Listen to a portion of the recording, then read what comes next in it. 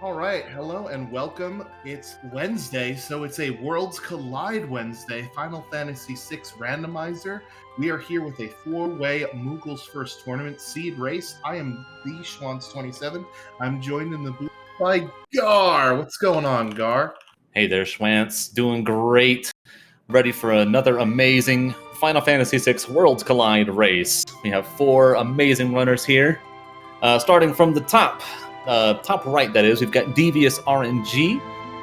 Bottom right, Lunar Chimera. Bottom left, we have JS8271986. I'm probably just going to call them JS numbers. I will forget them all, even if they're right on my face. Listen, don't rag on a guy for putting his birthday in his username. You know, that's all good. Classic, for sure. And last but not least, in the top left, we have Nobody War. I have seen his stream before. He's got a pretty amazing setup, if I do say so myself. Well, unfortunately, we are seeing it on the also amazing setup of the SpeedGaming family of networks. Is third time is a charm to type thanks to their staff, because they do an awesome job here of setting up all the beepity bops behind the scene. But today we're going to be doing a Moogle's First Tournament flag set. We announced last week a new tournament that is geared and aimed towards newer players for the community. We have had an influx of newer players since our feature at Summer Games Done Quick about a month or so ago. And this tournament is aimed at the newer players. It's sort of going to be in a mentor-mentee type of role. I think I'm knowledgeable enough to be a mentor, but who knows? Whoever's going to be stuck with me might be saying otherwise. But Gar, what are we looking to do here? What is this Worlds Collide Randomizer all about today? Oh man! So in this randomizer, if you're familiar with randomizers at all, it's sort of the same fare. All the treasures get mixed around. All the characters may not be where you expect them. The way that it works in Worlds Collide in particular is that, at least for this flag set, each character is going to open up a set of checks related to that character. So, for example, we have the character Edgar. Edgar opens up a check in his castle. Somebody might be sitting on his throne. It could be another character. It could be an Esper, or it could be a very high-tier item.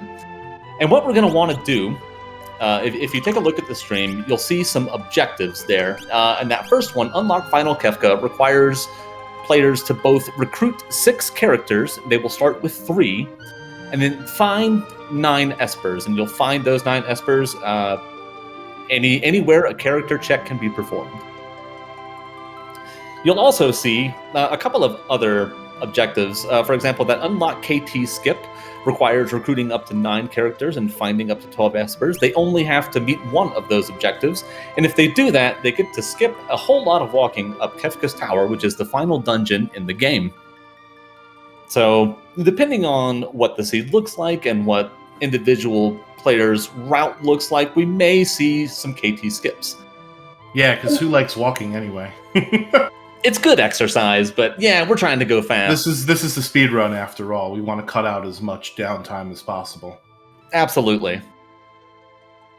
It's worth noting that we are currently in the middle of our Ultros League. That is basically a set of race flags that are a little bit more punishing than the Moogle's First Tournament flags that we're seeing here. But otherwise, it's pretty similar. So for example, that recruit 6 characters, find 9 Espers, that's the same thing in our Ultros League flag set. So that part at least is different, or excuse me, is not different.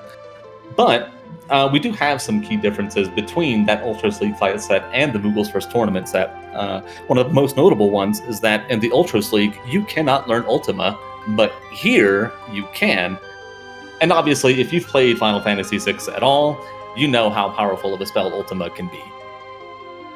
Yeah, it might be Big Blue Bubble time. We saw that on the other Moogle's First Tournament seed that we had last week. So maybe we'll get to see it again. There was also the option to buy breakable rods in the shops. As you may or may not know from the vanilla speedrun, rods are an extremely powerful item that you could break during battle. to do a maximum damage unblockable tier 2 version of a spell. You may see it in the vanilla speedrun to get through the tunnel armor fight. A Thunder Rod, you just throw that there, and that's the end of tunnel armor. But in this particular speedrun, we may see some rods. We also may see some super balls. We may see some elemental shields. All of those are available in shops and are items that can be used in an offensive manner. Yeah, absolutely. One of the other strategies we might see, depending on what players find, is what we call Merton strats. If you're familiar with the spell Merton, it is a full screen that is all enemies and all of your characters, and it deals very heavy fire and wind damage. However, if you have certain equipment, that will either nullify or absorb that damage, which means that you're basically doing a whole bunch of damage to all the enemies on the screen while not damaging or even healing yourself. So it would be very cool to see something like that. And I'm personally hoping for it this seed.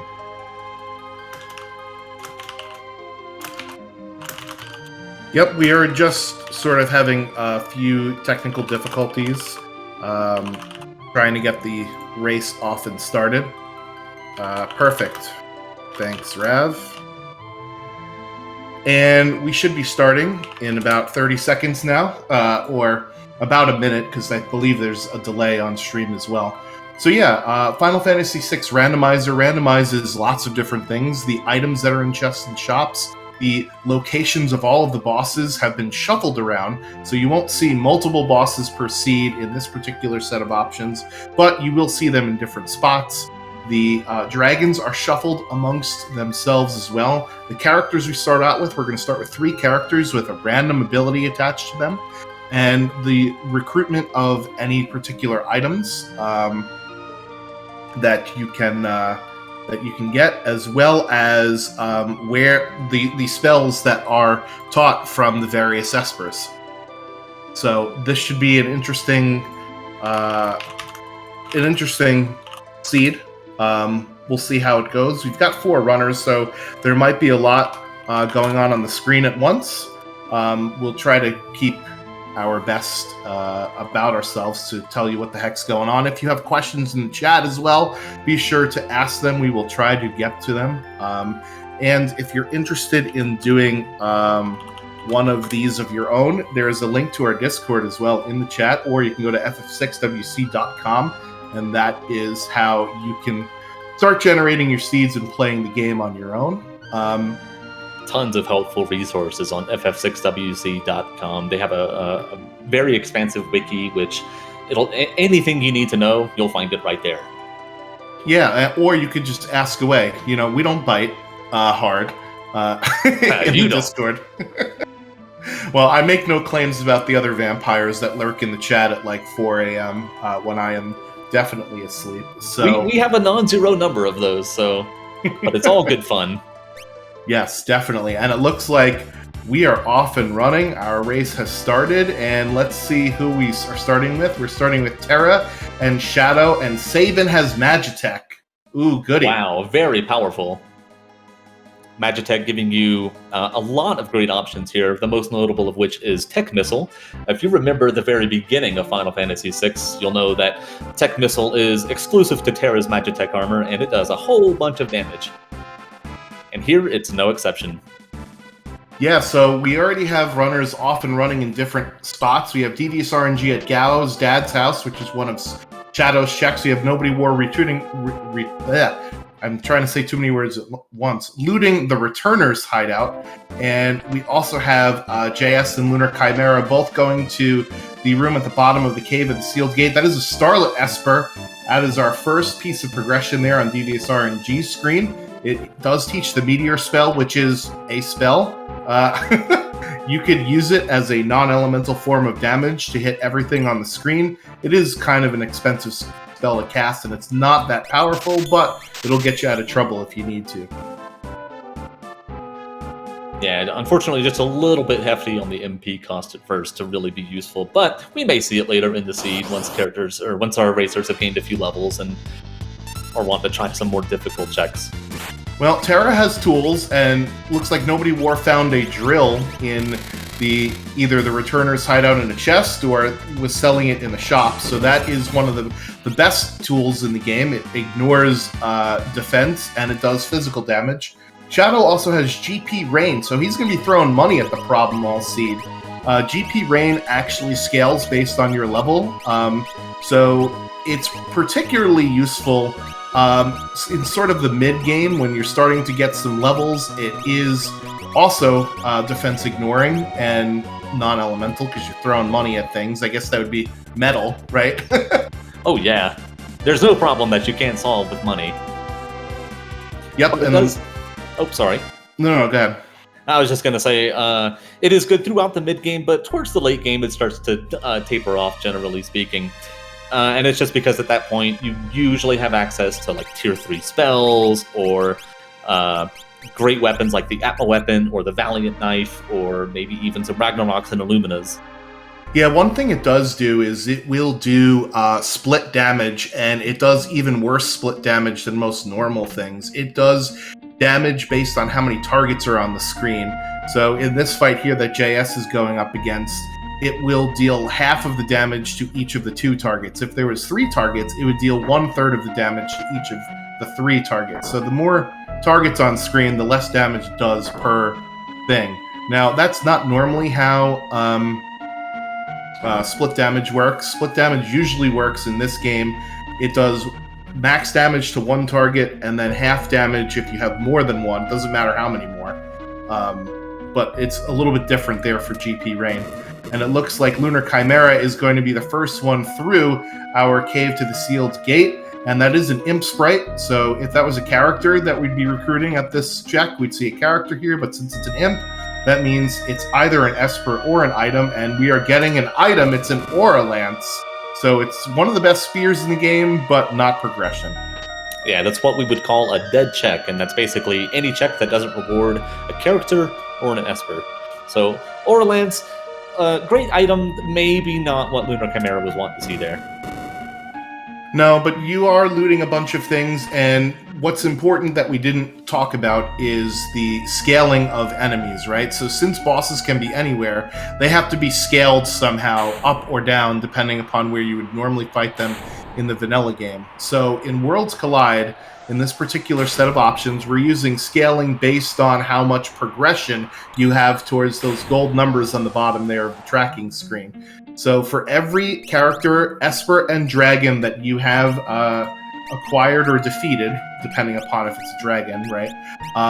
Then the enemies will go up by 2 levels. So in Devious RNG and Lunar Chimera's case, since they have both picked up that Esper at Gao's dad's house, their enemies would be 4 times 2 or 8. Whereas Nobody War and JS, their enemies would only be at level 6 now. And Devious RNG is heading to the Collapsing House, which is one of Sabin's checks, and it is what we would consider to be a free check, because there are no forced battles in here. However, there are 2 monster in a boxes. We'll see if he goes for him here, Gar. Oh yeah, and worth noting again, just like in the Sealed Cave, the character holding up the Collapsing House is an imp, which means that it will not be a character. It will either be an item or an Esper. Yeah, it looks like Devious is not even bothering with the monster in a boxes. Monster in a boxes can be useful if you're looking for certain things, and it's too early in the seed to determine if we need those certain things, one of which would be an offering. There's only a few weapons that really work well and synergize with offering, and we don't have any of them yet, so no reason to go dig in a box for them. There was an Ice Shield in the Returner's hideout, so both Nobody War and Lunar Chimera have that. They'll teach the Ice 2 spell at a ×5 rate to whoever's wearing that shield, or you could crack it for a tier 3 spell. Devious RNG is having a very long conversation with this imp. Come on, show us the reward already. Show me the money. It's a Genji glove, so another dead check there, Gar. Another dead check, but interesting now, that might open up the option to try and look for an offering if they find one of those great weapons that you were talking about. So you generally want to pair that with either the Atma weapon or the Valiant knife.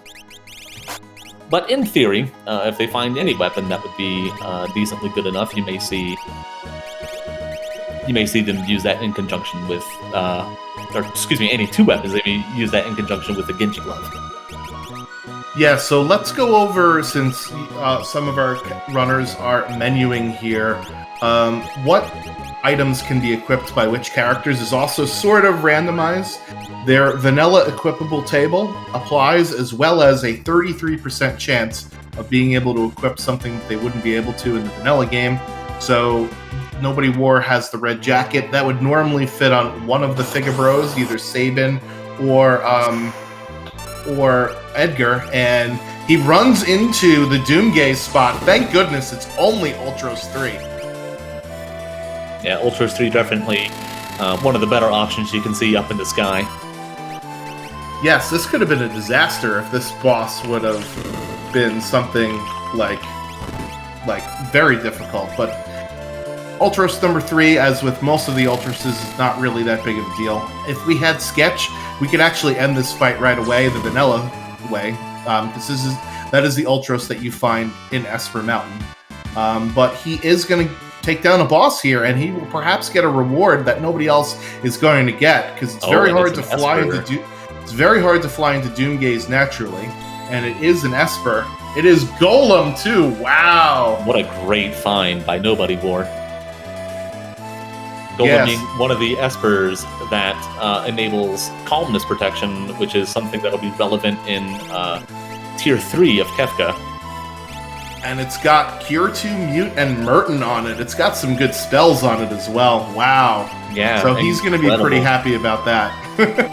Yeah, that might enable those Merton strats we talked about earlier. If they found the red jacket and he found the ice shield, you're already halfway there. Are we living on a prayer? Oh no!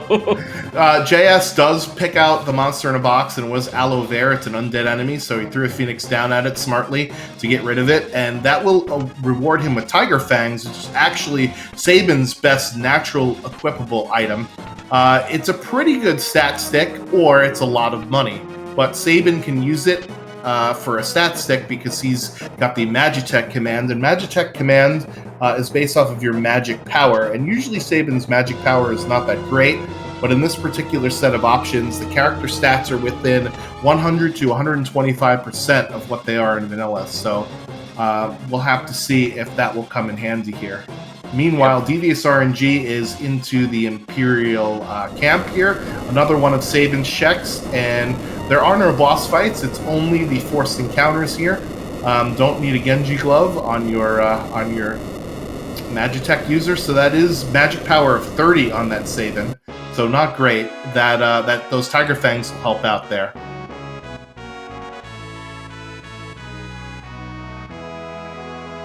Math in my rando stream. I am so sorry.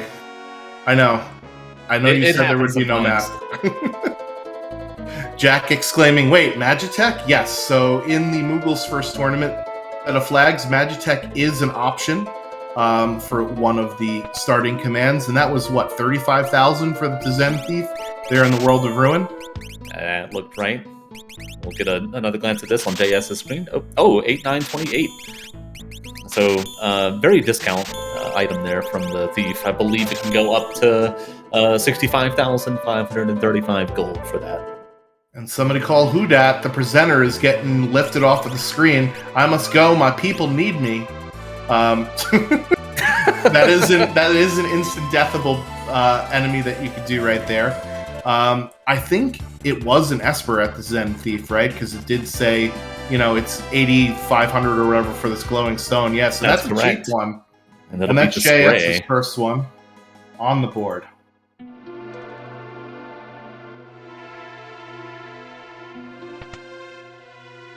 Yeah, Magitech is the best ability in the game as it currently stands, because Tech Missile is essentially a faster version of Flare that also inflicts the Sap status, which is sort of like poisoning your enemy, basically. Oh.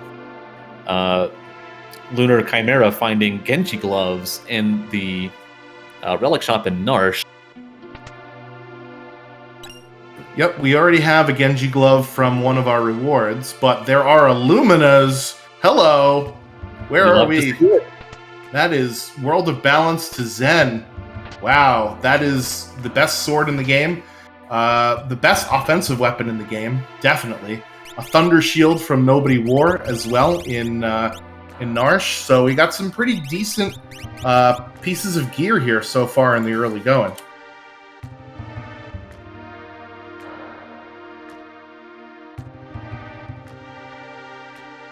Some Dragoon boots as well. Devious RNG picking up Thunder Shield of his own. Yeah, so Dragoon boots will enable the jump command instead of fight, which will go nice with that Aura Lance that we picked up from the end of the cave at the sealed gate. Really want to find a Dragon Horn relic in order to make that a endgame build, but even still, jump with Aura Lance is very good for the majority of the game. Nobody War is taking the walk up Narsh here at the Welk spot, which is a terror check, finds a Narsh guard. So this is not a character, it is Air Force here. This is my least favorite boss in the game, but we have Tech Missile, we have a Thunder Shield, and we could use it if we really need to, but I think we'll be alright here. Yeah, good to encounter him a little early. If you get him later, he starts using some really nasty attacks. So I'm thinking that Nobody War is glad that he's running into him here. And I'm wondering if he's going to continue the climb up to the top and check Kefka at Narsh. Yeah, that would be an interesting call given all of the checks that we have. Terra has 5, Sabin has 5, and Shadow essentially has 5, although the Floating Continent is a 3-part check. It gives you 3 different rewards there. So that's maybe not one that we might see right away, because you do need to go through a lot of bosses and a lot of walking and a lot of encounters. And that's Air Force down for Nobody War. Unfortunately, Terra on the ground means she will not be getting XP from this fight. And where one falls, another shall rise. Lunar Chimera running into their version of Air Force. JS is looting the basement of South Figaro here. It is another Magicite there for Nobody War, so that's number 3 for him. Unfortunately, we haven't found our 4th character yet. Chat, what do you think? Who is going to be our 4th character in this seed? We need to get to 6 of them. And Devious RNG is fighting a shell now. Ooh, Lunar Chimera skating by there. Yep. Yeah, looked a little rough, but got it, no problem. That just goes to show you the power of Tech Missile. Yeah, and how annoying Air Force can be. For sure. He could just decide, nope, this fight's over, you're gonna die. And there's not really much you can do about that, so. Okay, and neither Nobody War nor Lunar Chimera opting for Kefka at Narsh. Looks like they're just gonna head out, attempt another check. Yeah, Kefka at Narsh, you need to split your party up into 2 different parties. So with only 3 characters, that means you'd have to fight a boss with just 2. And even though we do have Sabin with Tech Missile, which is basically almost like an I win button, you still have to be careful of what you fight up there. And that character that you leave behind won't get the XP the same way your other 2 can. It looks like Devious RNG is also heading to the Air Force fight, and Nobody War is going to dip into the Imperial camp. We'll see if we find another different check than what our runners are doing. Remember, the seed is pretty wide open now. We do have 15 total different checks, minus however many we've seen.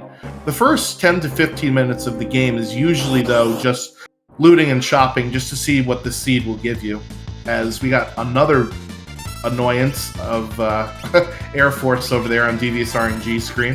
JS is going to pick up their free reward here, the Magicite Starlet. And Nobody War and JS both in the Imperial camp. We will see what it is here momentarily. If it's a character, we will recruit that character after a set of, 4 fixed fights? That is correct. It's 4 fixed fights. You get to see what the reward is after the first fight. Oh, and Nobody War taking a wipe there. Yeah, so the Sky Base enemy in particular can get extremely annoying, casting Blaster, which is basically an instant death on your party, as you're seeing on Lunar Chimera's screen.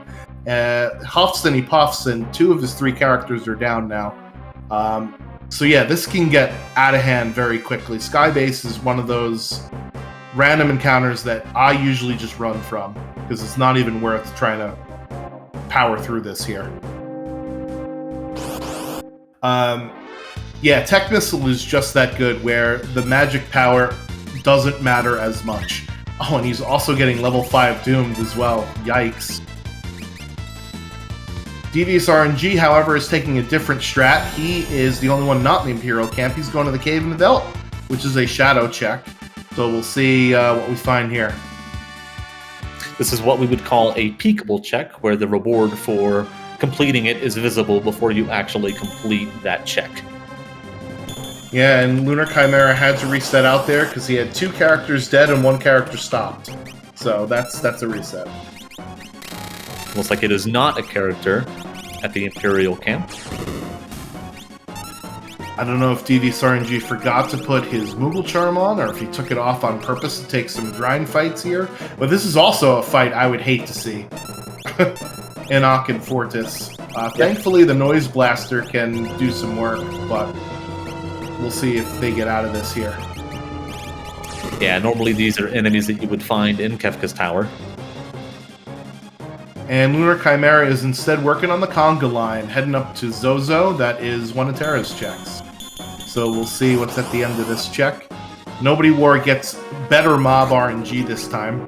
Oh, the Still Life. That is my least favorite sprite in the entire game. Just What's the matter? You don't like hanging paintings? Oh no, it's fine. Look at those green lips. Ah, horrible. Just light it on fire, much like Chatternook. It's a painting. Light it on fire, or throw a Tech Missile in it. Absolutely. Taking down the horrible beast without too many problems. He's got one more fight here, and then we get to see the reward.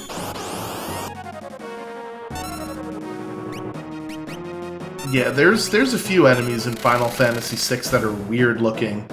Like, have you ever noticed that Atmo weapon has 5 legs? Like, why? How does that work? How does that even work? It's all magic.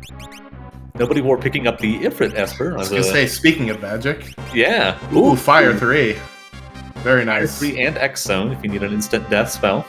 And spell. I'm sorry. And over on Lunar Chimera's screen, we got a Vanilla Daddy on the screen. Daddy Luma in his normal vanilla spot. I don't even think this game's randomized. Nobody War is hitting the chest over here. I almost never go for this one.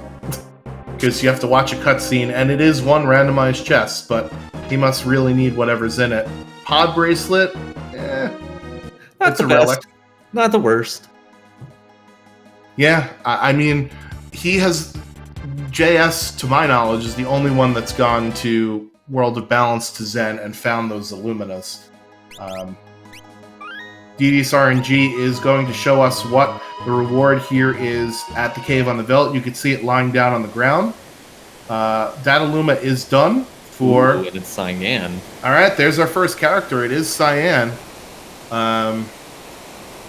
We had guesses of Strago, Gal, Realm, and Gogo. Unfortunately, nobody gets it. Cyan. No internet points today for anybody. Lunar Chimera finding an Esper in Zozo Tower. Oh no, is that Magimaster? Okay, thank God. Just his little brother. It's Magimaster at home. Yeah. That's another Esper with Merton on it, so the game is really shooing us in that direction. It'll be interesting to see if we find like some flame shields or ice shields. Yeah, we found. Yeah, we found 1 red jacket and 1 ice shield, so that's 2. So anything that either nullifies or absorbs wind or fire is what we're looking for. Rage rings, blizzard orbs as relics, any of the elemental shields, red jackets, Minervas, all sorts of fun stuff. And we got some people jumping off the cliffs. No, choose life, fellas, choose life. Speaking of Chatternook, we do find Chatternook here, and unfortunately, you cannot harm, or kill rather, the girl form of Chatternook. You gotta kill the demon form. So, Interceptor's dog taking a bite out of the lady. Not good. One of the things that is a little bit different about this randomizer compared to the vanilla game is that there is an option to keep Chatternook in his demon form for longer. So a lot of times what you'll see is he'll swap to demon. Then if you don't kill him, he'll swap back to the goddess for a moment and then just immediately switch right back to the demon. Whereas in the vanilla game, you could be there for several minutes just waiting for her to change. Yeah, it's a super annoying. I mean, even in the randomizer, it's kind of an annoying long boss because Chatternook will counter basically everything with lightning magic and will cast some water magic every once in a while. So definitely an annoying boss. But Devious RNG looks like they've got the tools to take care of it. There's Flare, which, again, is a way to do it. Unfortunately, it's an extremely slow spell. Yeah, a little bit slow. Okay, it was the Bahamut Esper as a reward for taking that leap of faith off of the barren cliff.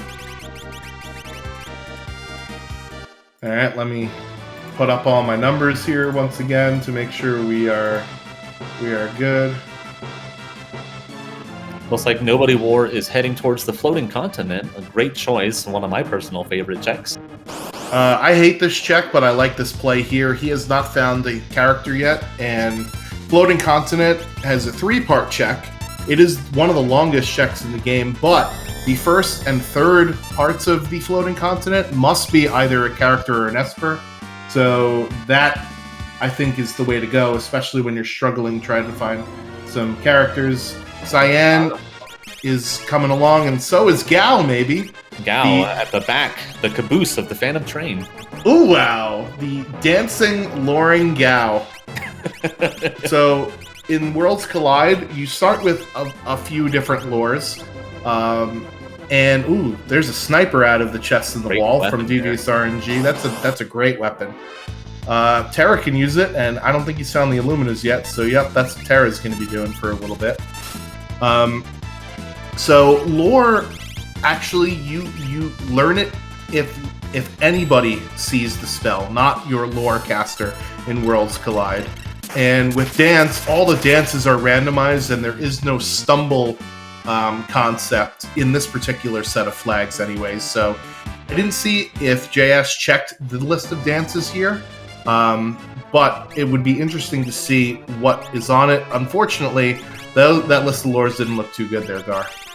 Unfortunately not. We have a question in chat. Does your airship teleport to you? The answer is yes, absolutely it does. And that's what makes a lot of these checks even possible, really. Yeah, it only teleports to you in certain checks where the exit is radically different than the entrance. So things like, the Barren Falls drop, right? You go in at Barren Falls, you exit at the Velt, airship follows you. Same thing with the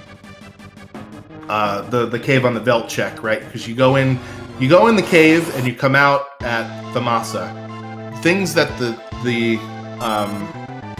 airship does not follow you in is like Edgar's set of checks, right? Or the Phantom Train. So you have to go in the same entrance or out the same exit you went in. So correct.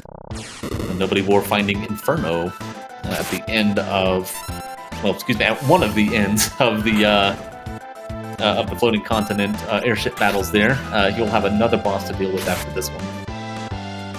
And that is Edgar for Devious RNG at the Dome of Siege.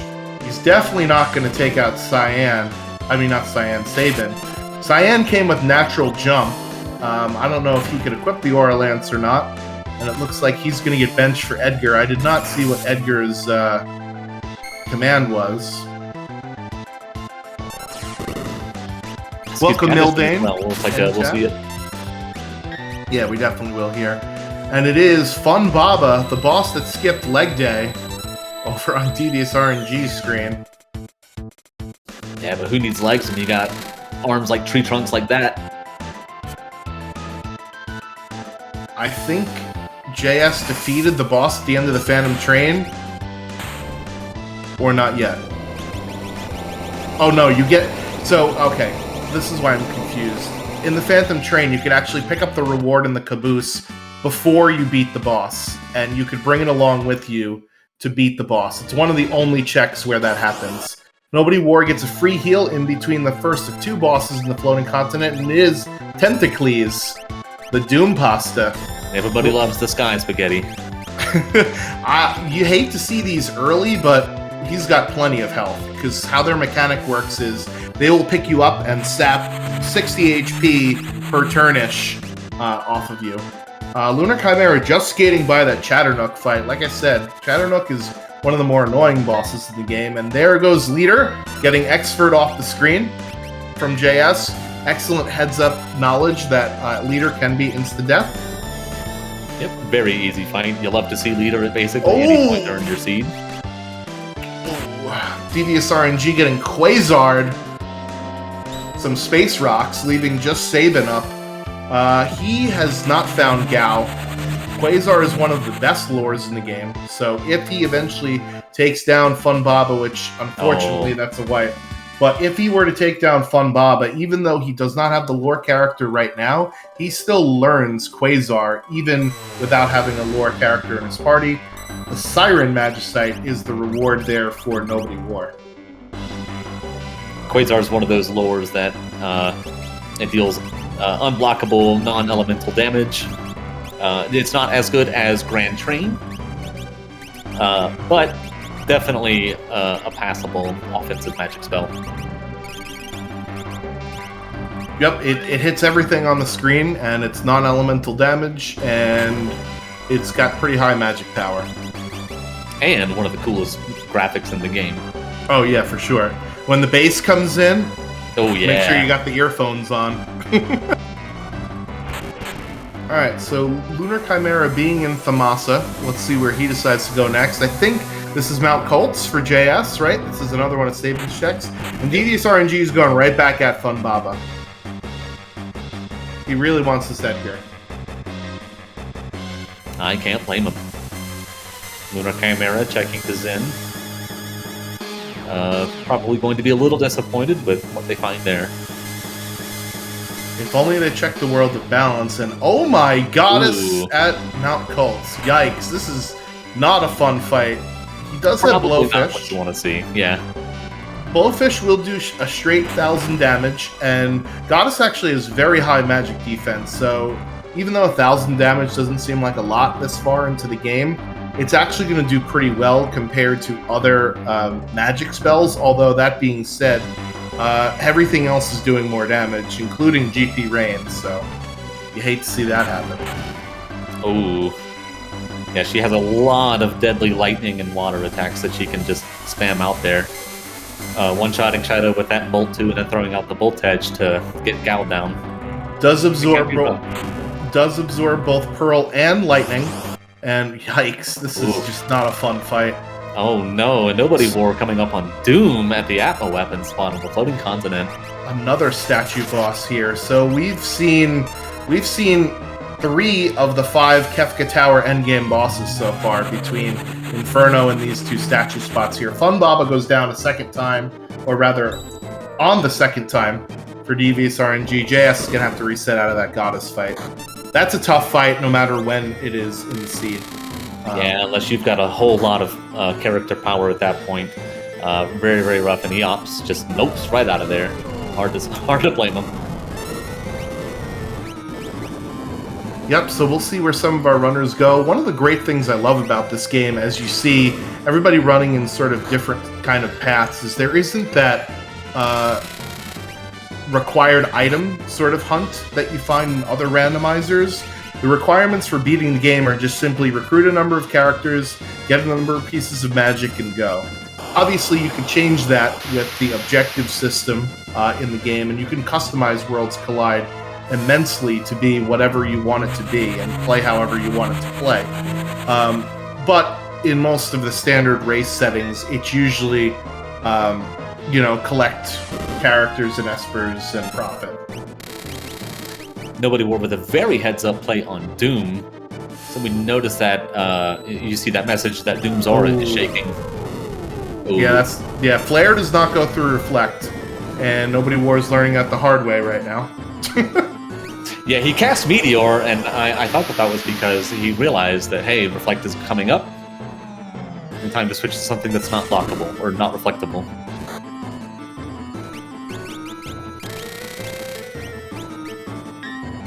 Yeah, so Doom's second phase, he actually gets the image status, which makes him impossible to hit physically until you break that image status, which there is a chance to break the image status every time you do a physical attack.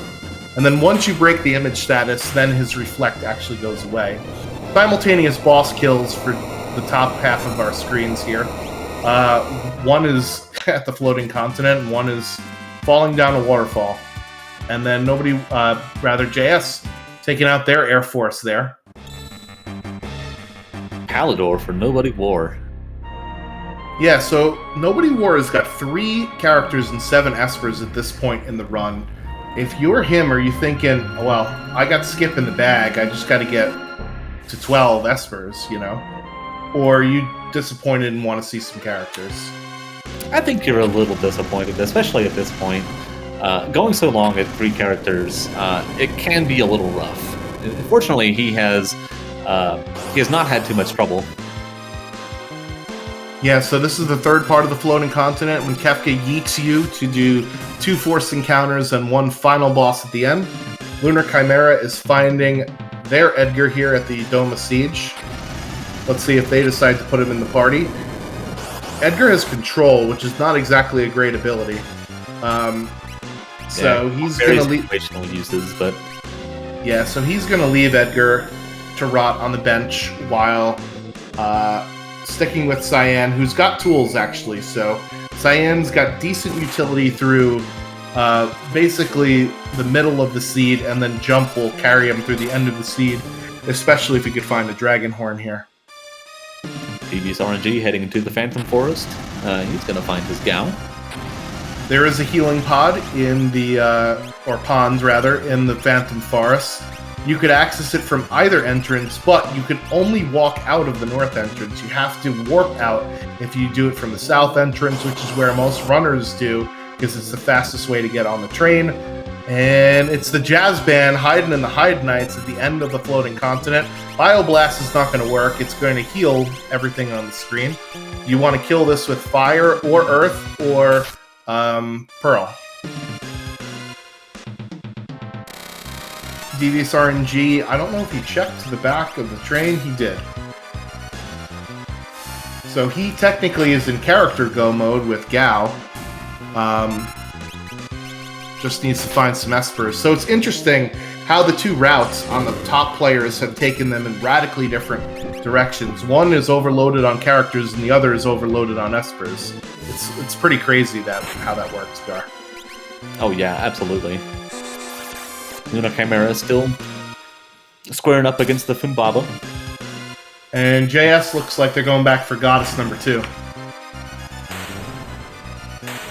And Hydon and the Hyde Knights have played their last tour for Nobody War.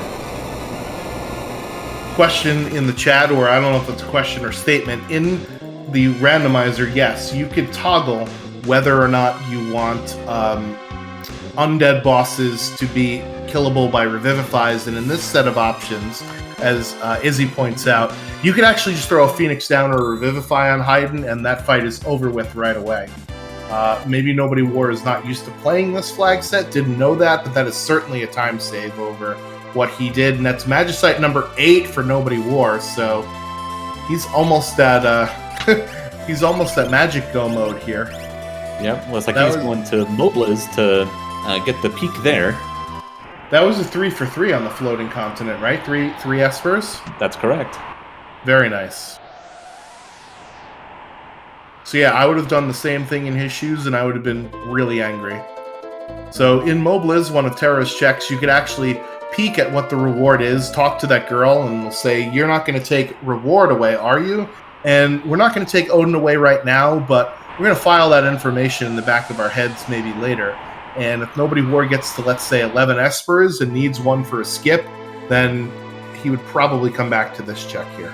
Yeah, it's a pretty quick one to pick up, although the way that this randomizer works, you will always run into Funbaba at first. He will Baba Breath your characters away until you have 2 in your party, opting to blow away any characters that are dead, so if you want to strategize that way, you can. And then you run into the actual boss, which is the second part. after which you'll get your reward. Yeah, that's the only annoying part, is that you have to fight multiple bosses. He will blow away just one character if you come in with a party of 3. No, that's not true. You'll be left with 1. Oh, that's right. Yep. If you actually damage Funbaba 3 enough, he will blow away 1 character and then die instead of blowing away 2 characters. So if you have like ridiculous damage output, you can actually do that. And it is fixed dice for a goddess there on JS's screen. I don't know if he's going to be happy or not, so we'll see if any of the characters can equip the fixed dice. Hopefully you could throw it on the jumper Cyan. That would be nice. That would be nice.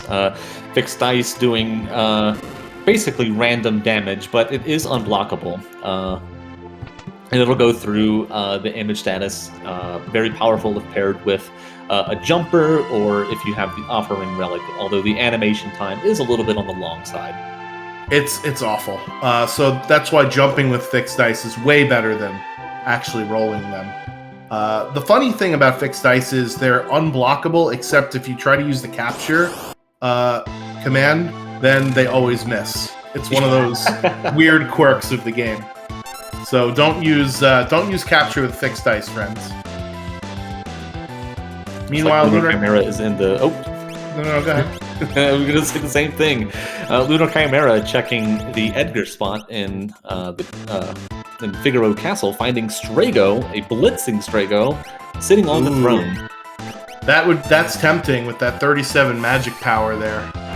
If he's got nothing for some of his other characters to do, then maybe that's the way to go. Nobody War sees Cyan on the ground and thinks, thank goodness, a character finally. Chatternook's going to be no problem here. Looks like JS is heading up to the floating continent, which I don't know if he wants to get another character, but he's not going to find one after this very long check. He will be up to 8 of 9 Espers, so he probably won't be too upset at the result. Although at that point you start to wonder, hey, where are my other 2 characters?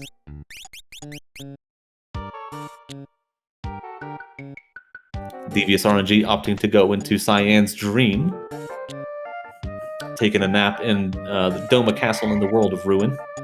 Yeah, this is a good call here. The Doma Dream is a Cyan check. It's a 3-parter, but the first and third parts can only reward either an Esper or an item, and then the second check is either a character or an Esper. So he needs Espers, doesn't really need characters. This is a good idea.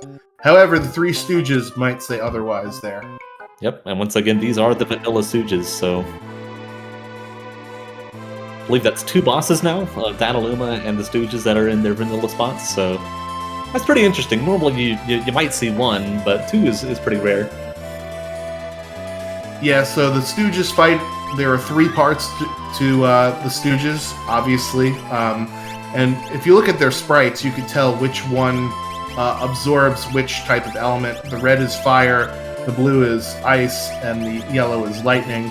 Want to get rid of the fire one first, because he will not only heal, but revive the others. And it looks like Lunar Chimera is also off to the floating continent as well, with 6 characters, so he will be happy at the 3 for 3 here with the Magicite. And if you're just now joining us, thank you so much for tuning in. You're watching the Final Fantasy VI Randomizer called Worlds Collide. If you like what you see, you can find out more information at ff6wc.com. And you can also check out our Discord, which is handily-dandily linked in the chat. Yeah, follow our runners as well. They're the ones putting on the show.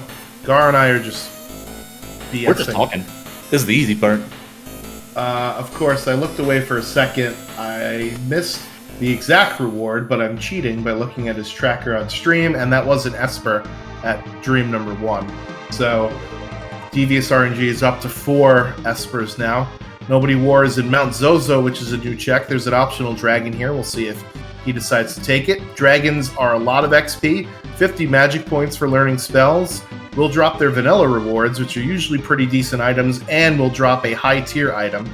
So we'll see if Nobody War decides to take this dragon. does increase the scaling, though, as he just whiffs right past it. Maybe he's trying to speed through to make sure he finds himself some characters. Notable for devious RNG, you can see the reward that's excuse me, you can see the reward that's part of your that's you get for completing Doma Castle check number 2. Oh my goodness, I don't know why that took me so long to say. If it's a character, you'll see that character jumping over the trains. Here it is a ghost, so it will be either an item or an Esper. And you can see the ghost again right up there, just hanging around looking at some boxes.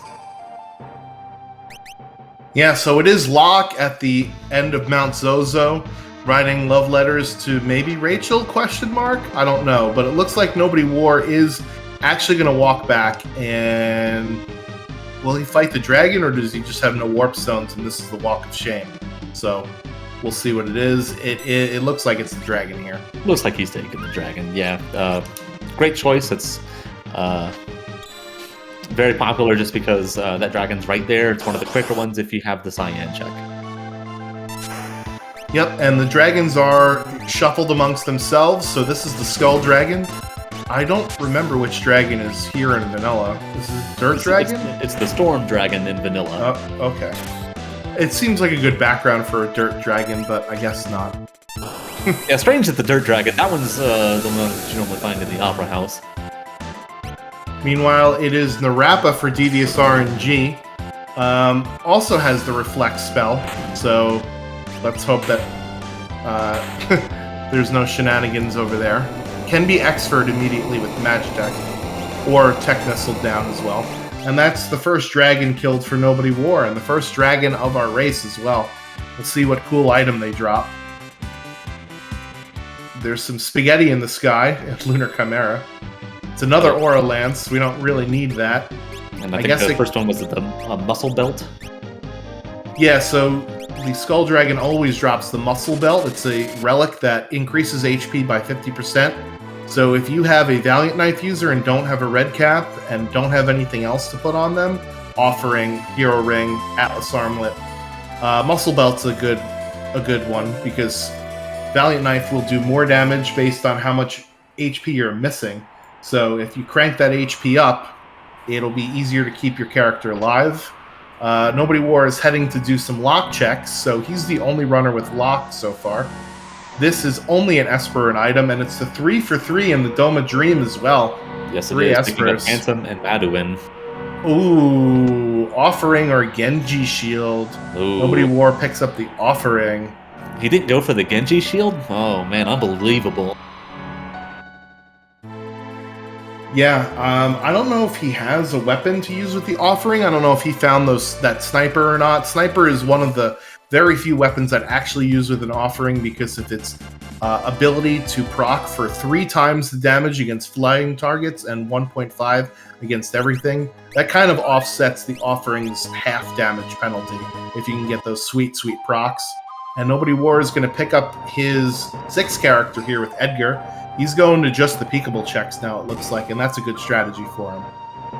Absolutely. That's going to leave him 1 Esper away, and I believe that he went to Mobla, so he knows that Odin's right there for the taking. He'll just have to get past Funbaba. Funbaba's actually weak to poison, so I see he's learned Bio on one of his characters. You could use Bio, or you could use a Tier 3 Fire spell. They do about the same amount of damage. Bio costs half as much, so if you need the MP, or need to save the MP, then that's what I would use, but we can just blow right past this, because after the Doma Siege, you actually get a story heal, so blow all your MP on this fight, because you're going to get it all back anyway. Did Devious RNG run into Doomgaze too? Oh my goodness, he did. Yep. So he'll pick up his Golem. I guess now is as good as a time as any to talk about why that Esper is so important. So in Tier 3 of Kefka's Tower,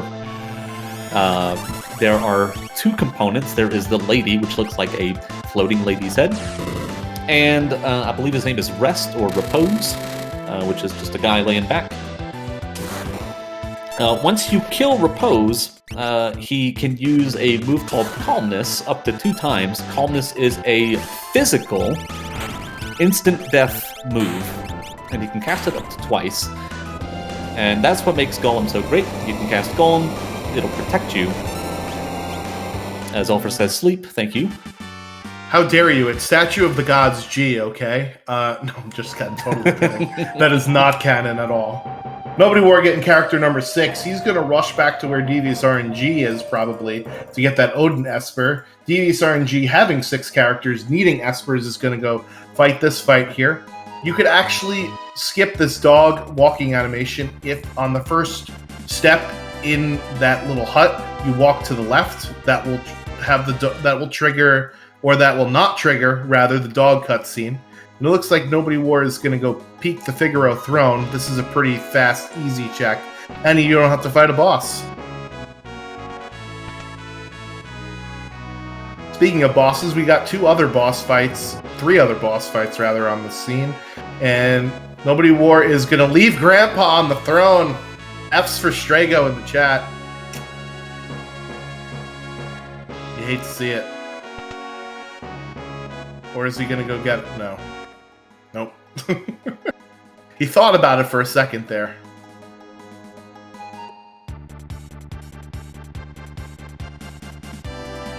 Man, I've got to really start using my push to talk more. Oh, were you muted the whole time? I sure was. I was saying that Devious RNG and Nobody War. After Devious kills this fight, they're going to be neck and neck. So. Yep, because Nobody War is going to get to the top of Zozo and find an Esper. Lunar Chimera gets through Doom to find their Esper number 6. JS gets past the end of the floating continent, albeit in a slightly blurry and hungover state. They're going to get their magic number 8. And oh no, it's Doomgaze at the party of 2. Oof. Yeah, this is really not what you want to see here. Very unfortunate. Doomgaze has a lot of HP. Has, as you might expect, some instant death maneuvers and some other just nasty party-wide attacks. Maybe Nobody War knew that it was going to be an awful boss here, and that's why he's deciding to climb Zozo instead. Yeah. He knew. Oh, he definitely knew. The good thing is that I believe Terra has Flare, which is a long animation, but it does good damage.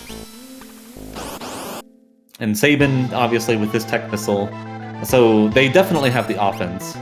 Yeah. Doomgaze has extremely high both physical and magical defense, which is why I hate using Flare, except in these situations. It's worth the long cast animation. Doomgaze is also weak to Pearl. I thought he was weak to Fire, but I don't actually think he is. Pearl definitely hurts Doomgaze a lot. I gotta study. I'm supposed to be mentoring in this tournament. I don't know these answers. But this is the problem with Doomgaze and having only a 2-player fight, is that he could just straight up take one of your party members out immediately. And you have to get them back up, because if you kept going, if you kept your turns going, he might cast Doom on your character, and that's the end of that fight. Absolutely. JS in the Cave on the Belt, he's going to pick up his Cyan. That'll put him 1 character and 1 Esper behind Kefka's Tower. Alright, here we go. I brought up the spreadsheet, and okay, he is weak to fire. He does. I knew he absorbed ice, but he also absorbs poison. Interesting. I didn't know the poison one. Yeah, most, sickly, deathly creatures will. Final Kefka actually absorbs poison. One of the only things that he is not... one of the only things he absorbs, rather. Yeah. Doomgaze going down for Devious RNG, so he will pick up his Odin Esper, and that is go mode for Devious RNG. Is it? Have I not been keeping track properly? Or excuse me, nope, I'm looking at Nobody Wars, I'm sorry. So he is 1 away from go mode. Nobody War is in go mode, however, with 9 Espers and 6 characters.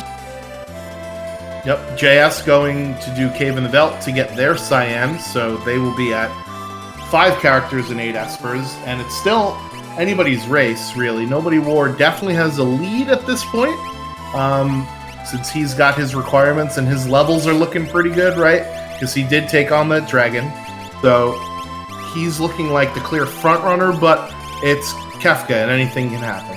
Absolutely. The tiers can be very, very brutal. So we'll see what Nobody War does. It looks like he's parked outside of the World of Ruin auction house. Or, excuse me, the Opera House. So, yep, looks like he'll be taking a dragon here. Probably just to get a couple extra levels. Be a little bit safer. Yeah, levels are the most important thing in the game. Stats are okay, but levels are way more important than stats. Devious RNG going to Tzin. And now he's in go mode. He is going to be kicking himself for not going earlier when he finds those Illuminas in the shop here. Oh, yeah. I didn't see how much money he had, though, so... It doesn't matter. You could sell enough stuff to afford anything. Oh, ooh, $517, though. Yeah, I don't know. On the other hand, I'm not sure if he's taken any shopping trips since the beginning of the game, so... You tend to carry a lot of crap around with you, Worlds Collide. I mean, you usually loot 50 to 60 treasure chests per seed on the low end of things, right? So that's a lot of stuff. Unfortunately, he's spending it in the armor shop before getting to the weapon shop. Yeah, picking up a couple of circlets, which I believe that is an MP boost. It's not the worst thing, but once he sees these Illuminas... Yeah, circlets will increase your magic power stat, which is good, but again, Illuminas are basically, other than the Paladin Shield, the best item in the game. Or Experience Eggs probably would fall into that category as well. And there they are, and both Edgar and Tara can equip them. Alright, Nobody War taking out Dragon number 2, getting an Aegis Shield for his troubles. JS is checking the Odin Esper and decides he wants it. Lunar Chimera in Cyan's Dream. He'll be happy with this, as there are 3 Espers in here. So if you go to 6 and 10, do you try for 2 more Espers to get that skip Gar? You know, I don't think so. Not in Lunar Chimera's situation. I think that once you get out of the dream, you'll have your 10 Espers, and that'll basically be it. At that point, you'll be looking to wrap up whatever shopping you need to do before heading into the tower, and you're just jamming that tower.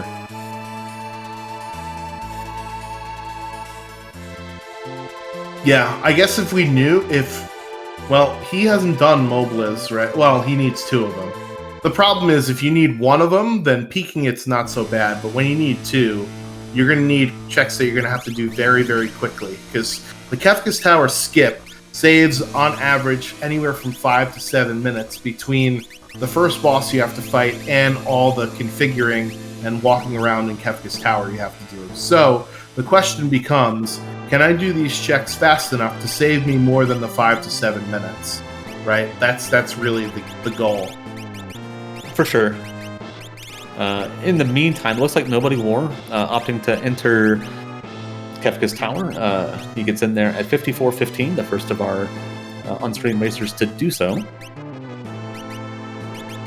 Doomgaze giving JS the business here by level 5 dooming Sabin right off the go, but it looks like he's back up and ready to go. Lunar Chimera is fighting the Vanilla Stooges here. Devious RNG looking to get some levels before they get into the tower, as they have hit their go mode as well.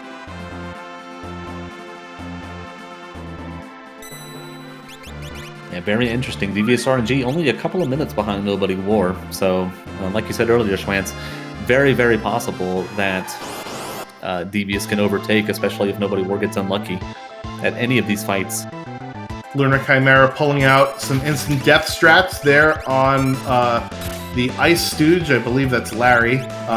Can be instant death. And Larry also can run away as well, which is saved me more than I should admit on that particular fight. JS getting their 9th piece of magic. And there it is. Nobody War, remembering that you could use a Revivify or a Phoenix down on the Ghost Train, and there it is. Unfortunately, did not have Blitz, because Strago has Blitz, right? And he left Strago on the throne. So no train suplex for him. However, Devious RNG, I believe, has Strago, or is that someone else? Let's see. No, Lunar Chimera does. No, Devious RNG does not have Strago. So there is a possibility of a train suplex this seed. And that's basically the rule if you don't know, chat. If you have a person with Blitz in your party and you run into the train, you have to suplex it. JS it's one of those things. JS is going to be very happy to see Edgar here as he's going to get his go mode after this fight with Fun Baba. Yeah, so there was a lot of different paths, I think, through this seed for sure. Because we have totally different parties for, I think, all four of our runners. Because I know Lunar Chimera is actively using Strago because of Blitz. JS is using Gao with Lore, and Gao also tends to usually have pretty decent magic power, so with that Fire 3 spell, that's usually a key. Let's crank that power up. I think Nobody War is actually using Locke in his final party, which nobody else found Locke. And Devious RNG is into the tower here at about 57 minutes and 35 seconds, so he is exactly 3.5 minutes behind or so Nobody War. Let's see if he can make up that time with faster boss fights. Speaking of faster boss fights, JS is already done with Fun Baba. That was super quick. Yeah, very quick. And that's going to put him in go mode, so we'll see if he makes a beeline directly for the tower. Meanwhile, Lunar Chimera shuffling around their Espers here to make sure they learn the proper spells on the proper characters. And they're going to be in go mode when they're done with this boss fight as well, because they will have Espers 9 and potentially 10 if they go check the throne. JS is back in to Zen because he knows that that's where... Luminas. Yeah, and we've got a Genji glove, right? So... Oh yeah, absolutely. Who needs a shield when an Illumina is basically the best shield? Devious RNG coming up on his choo-choo train. Yeah, dual Illuminas basically give you 100 magic evade, which means you're almost blocking or evading most magic attacks, and it gives you tons of physical evade as well. Yeah, I believe at 128% for both of those stats. Anything that can miss will. Yeah, so I think what Devious RNG is doing, as Zelfer pointed out in the chat, he overloaded this right side party in order to take out the first boss. Oh, digging in a chest in KT and finding an egg. Very interesting. Interesting. Unfortunately, a little bit too late. You definitely want to see those towards the beginning, but you still got some fights to go. That egg is definitely going on somebody. Yeah, so I think what he'll do is he'll also take this first dragon here with his party and then warp back out and then do the normal 2-2-2 thing.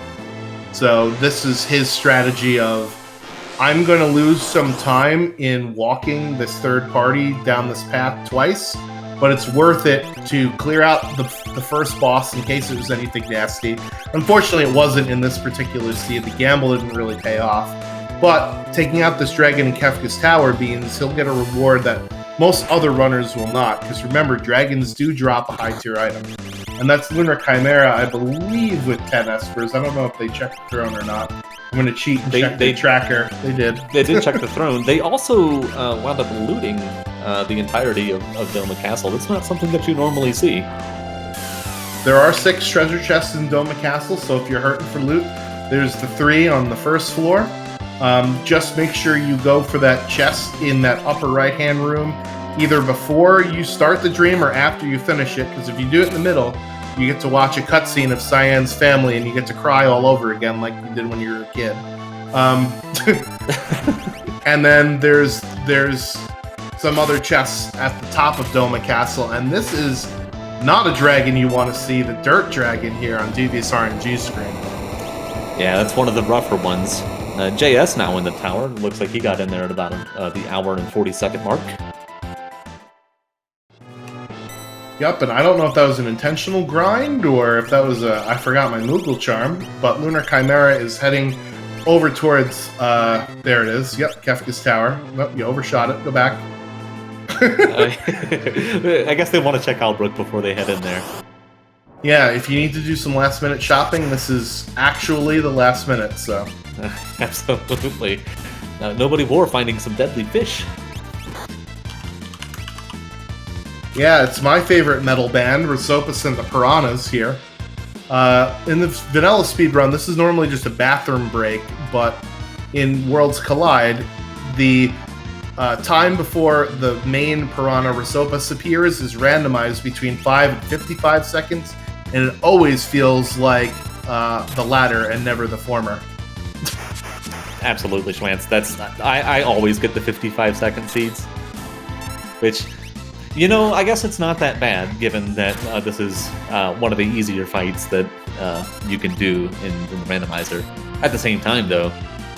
Yeah, JS has got Terra Solo. That's an interesting play. Maybe he's going to do a similar thing where he... No, because he fought the boss right side with Terra. I mean, Terra does have dual Illuminas, so she's basically unkillable. And we already ran into Doomgaze, which is the only boss I'd be afraid about with a solo party member, right? Maybe Magimaster? I don't believe we've seen Magimaster yet. Yeah, so... and I'm not sure if he's learned Berserk on any of his characters, so... That might be rough. That is another offering for Devious RNG. So I don't know if he took... I don't think he took the Mount Zozo Dragon, because that was also an offering, wasn't it? Zozo was a muscle belt and a, it was not an offering. Yeah, so Lunar Chimera here is taking some grind fights. I have to think he might be going for Bum Rush at level 42. Chat says Aura Lance, so thank you, chat. Much obliged. Right. Yeah, the 7,000 set of eyes there in the chat is better than just R2. Especially when I don't have my contacts in today. Yeah, so Strago's only at level 36. This will take a little bit for him to level up, unless he goes and hits up a dragon. It is Ultros number 2? It is number 3, I do believe. I thought we already fought number 3 in the sky. Maybe that was number 2 then? No. What is going on here? Yeah, this is number 3. So then which Ultros did they accidentally run into in the sky? It had to have been 2. It must have been 2, yeah. Because 1 has the sprite without the tentacles on it, and 4 is with Chupon. So 2 and 3 are the ones that you mix up. Because the Opera House Ultros, or Ultros 2, is usually a side. It's usually a side attack where Ultros is in the middle, but the Doomgaze spot is always a straight up fight. So even if you find something like Goddess or Tentacles or Cranes, it'll always be a normal fight instead of their particular scripted battle fight. Speaking of scripts, Ultros 3, if you have a character with Sketch, they can sketch Ultros 3, just like in the vanilla game, and end the fight right there.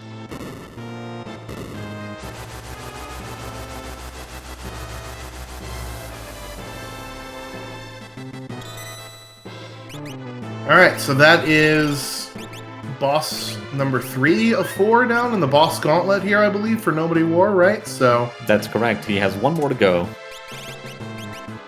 Maybe not, because the middle path is not set up yet, so... Oh, yeah, maybe not.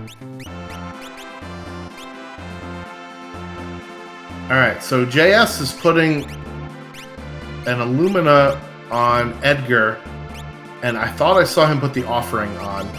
So here's a note. Oh no, I'm sorry, that's Devious RNG, and he's out of the tower for some reason. I think Devious RNG went in with the full party to kill the Dirt Dragon, get some money, come back, and looks like he's buying the Illuminas. Yep, smart play.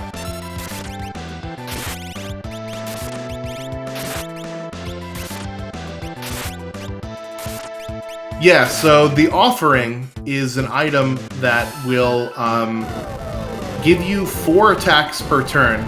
They're not targetable, and each attack deals half damage.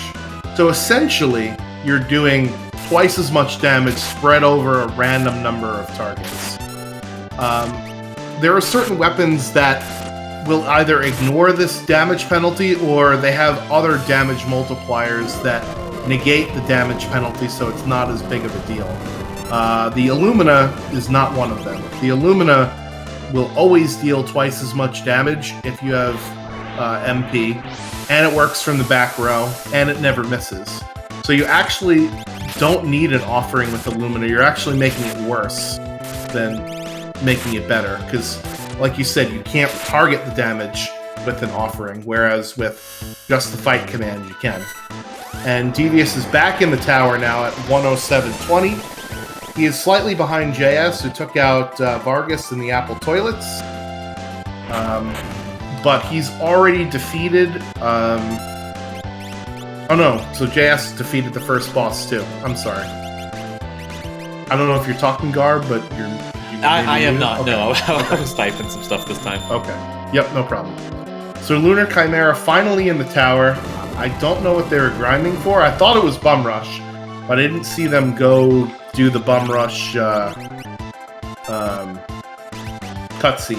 Right. So, It looks like their levels are not still a really little bit sure. too low for that. I think that's... Yeah, Strago's level 40, and you want to be level 42 in order to go see Master Duncan and learn Bum Rush.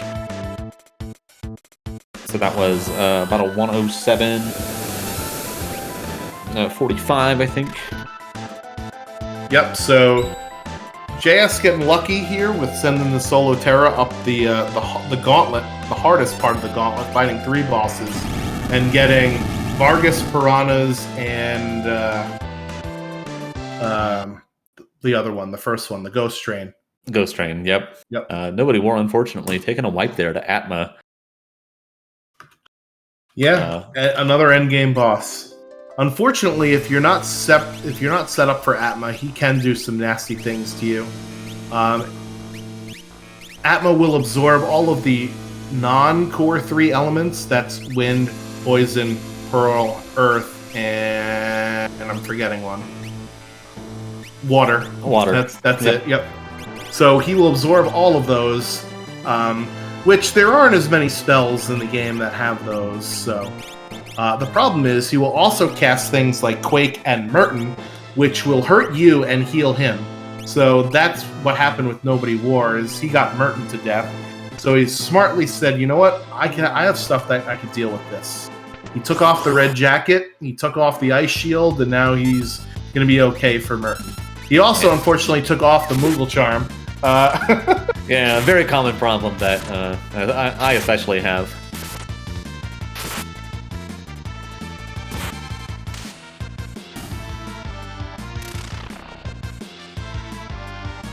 Yeah, unfortunately, Black Dragon is undead, so if you try to hit it with a, in this case, a scimitar that does do an instant death proc, it will actually bring the undead enemy back to life at full HP. So, yeah, that's what happened there, in case anybody's wondering.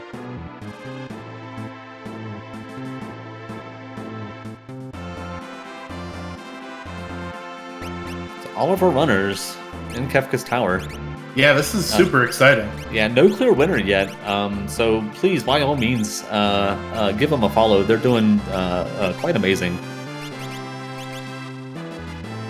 Yeah, we are gated at Atma right now. So whoever can make it past Atma first is going to have the advantage. Nobody War is right up against it. JS is hot on his heels. Devious RNG is doing their walk.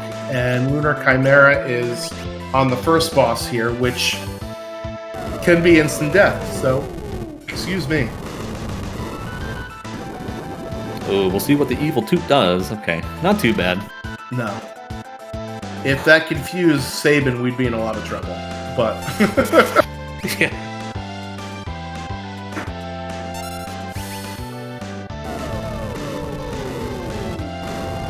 yeah, so Nobody War just trying to slog through this Atma fight. The thing is, with these side parties, you usually have one of your good characters and then one character that's just sort of been on the back burner for a while. Although that Cyan just did almost 5k damage. That's a pretty good jump. That's a lot of damage. Thanks, Phil Swift. This broadcast is not sponsored by the Flex Seal family of products. Yeah, it's just unfortunate because I'm pretty sure that Nobody War is going to get through Atma, no problems this time. But he is just a big sack of HP, and when you've only got 2 party members, it just takes that much longer to get through it. Yeah, especially, in Kefka's Tower, the bosses, they're at their highest levels they're going to be in the entire run, and you only have 2 of you only usually fight them with 2 or 3 characters, and they're usually not your 2 or 3 best characters, as there's the Crack Pow for Nobody War, or a Lance jumping Cyan coming through there. Yeah. Some huge damage. And JS right behind them with the party of Cyan and Sabin. Sabin, remember, with that Magitech command, Tech Missile is just so good. It'll carry you through basically the whole game. Yeah, so everybody being in Kefka's Tower means that it's anybody's race still. However, the left side of the screen is on the last of the bosses, and the right side of the screen is going to be starting their boss gauntlet. It's almost in sync, actually, between the 2 of them on the right. It's kind of crazy to look at. It's tripping me out a little bit, actually, Gar.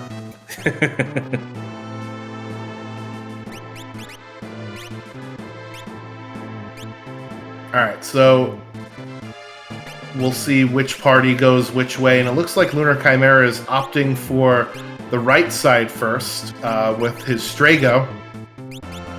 He's one of the only runners that has been utilizing Strago, and he's going to fight Atma with Strago, and it looks like Cyan, so his party is actually pretty well set up. Unfortunately, he's been using a lot of Aura Bolt, which is not going to work on Atma. Same thing with Airblade is Wind, not going to work on Atma. Fire Dance will, but it's much less powerful than those other 2 blitzes. Yeah, the only other option that you've really got there is Pummel, and with Strago's low vigor, it is not great. And unfortunately, you can't even use Merton because Atma will absorb Wind, so that's a no-go either. It looks like it's going to be Flare and Jumping. Nobody War on the switches at about 1:14 on the dot. Yeah, so that was exactly 20 minutes between hopping in and getting on the switches. Definitely due to that wipe to Atma and the slower fight on that side, but he still is our first runner up against Kefka. This is a battle that is a 4-tier, 4-part boss here. And if one of your characters is knocked out as you finish one tier, somebody comes in off of the bench. So the goal is to keep your core 4 party alive as the tiers transition. Tier 1, which is what we'll fight first, is mostly physical attacks, as JS steps on the switches about 50 seconds behind him. So this is going to be a nail-biter here. Yeah, very, very close. It is anybody's game. Yeah, so party order, you want to set up your party so that your 4th character is going to be the one that goes first on every turn after the first. So usually I set my 4th character as my character that knows instant death, so that I can quick get rid of my instant deathable things on tier 2 and perhaps tier 1. Tier 1, the long arm is instant death and petrifiable, so that's why you see X Zone, and then the head is the next target. Weak to fire, will death counter with Quake if it's the last alive, so that's why we want to take it out now. And then that short arm is what we'll take out last. This is all physical attacks, so this is basically the armor check tier of the boss battle. Yeah, you want to take out the short arm last, not only because of the Quake counter from the head, but say you don't have an instant death spell, that long arm there is its death counter is anywhere from 1 to 3. What is it? Shockwave. Yep, not a fun.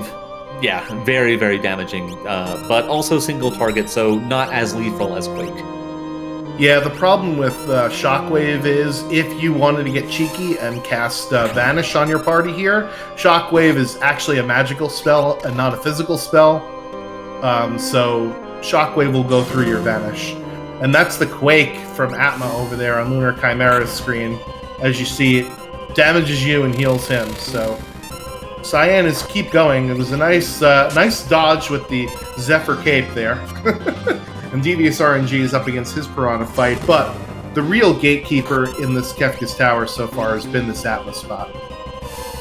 Yeah, Atma, again, it is something that you would normally fight earlier in the tower. Has a lot of HP, has a lot of very damaging spells, and you're only at it with 2 characters, so your damage output to it is limited. Shadow barely staying alive. The Bee Gees there with 176 HP. Strago's mission in life for Lunar Chimera is to cast Life 3 on himself and then die, get back up. It's hilarious to watch. Nobody War crushing that first tier there. On to tier 2. So is JS right behind him, though. This is this is anybody's within race here. Seconds of each other, absolutely close. So this is the second tier. It's 4 parts. There's Tiger on the bottom. That's what you want to take out first. Weak to Ice. Deals all sorts of nasty status ailments and spells. There is tools underneath that purple cloak in the middle. That is our instant death target. So we could use Xfer or Doom or X-Zone. Magic is the one that's pointing over to the left. Can hilariously be muted, so that's why JS casts Siren to mute magic, so that's basically that part of the boss ineffective. And then there's the blue guy in the front that's hit. Will death counter at 10 physical pieces of damage, so you want to have enough health in order to survive that.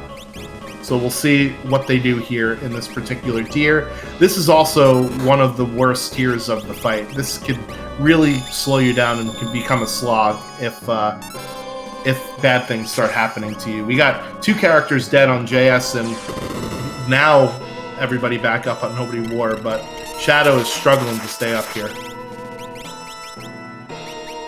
Yeah, it can be rough. That Tiger Head especially can do all kinds of nasty things. I believe it's the one that casts North Cross, which is, it has a chance to freeze your entire party.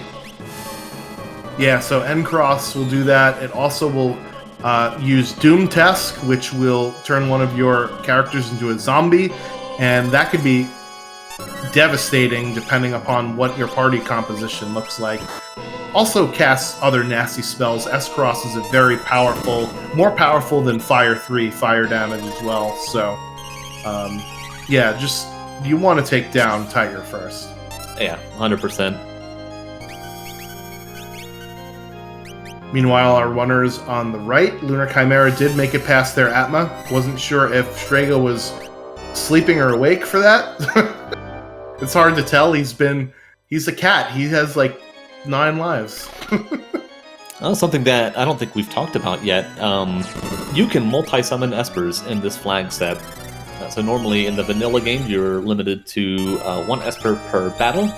But here, you can cast it as many times as you like, as long as you got the MP for it. Yeah, so on this race on the left, what'll be interesting is, remember, Nobody War ran into Doomgaze, which had the Golem Esper. JS did not. So his calmness protection is going to be Life 3 if he has it or has learned it on his party members. And that's a heck of a lot slower than just casting Golem once.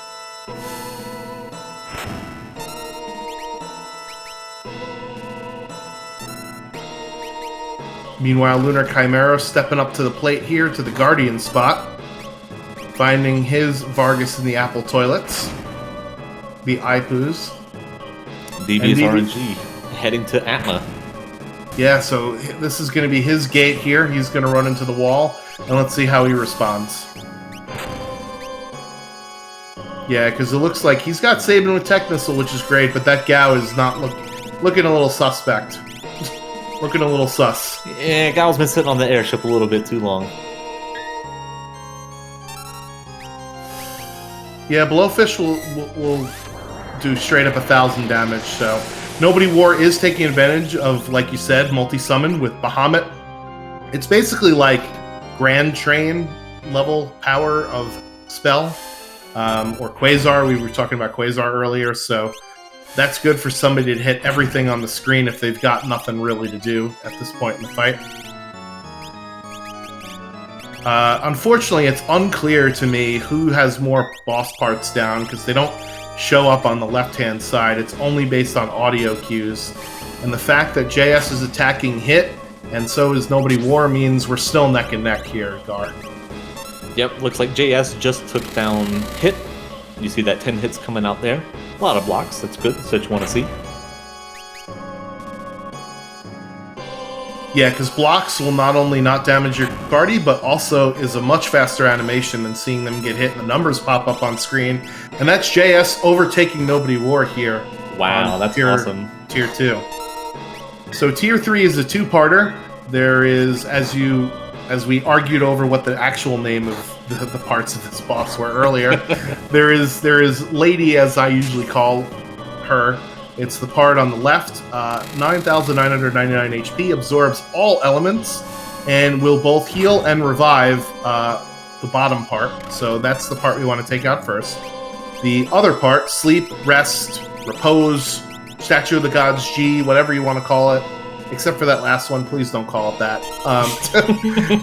He casts a lot of nasty spells, including Merton and Whirlwind, but once he gets under 10,000 HP, he starts coming out with things like Meteo, which is an AoE attack that is kind of inaccurate, but deals a ton of damage. Does Train, which will blind and mute everybody in your party, and in Worlds Collide, we fixed the evade bug, so blind actually matters in this game. And he will death counter, as Gar mentioned earlier, with Calmness, which is an insta-kill physical special, up to 2 times, so it's important to figure out if we can counter that. And even before we get him to under 10,000 HP, he's got a lot of nasty attacks. Whirlwind, which is 15/16 of your party's HP if it connects. And then Merton, which will actually damage him, but it will damage your party relatively more.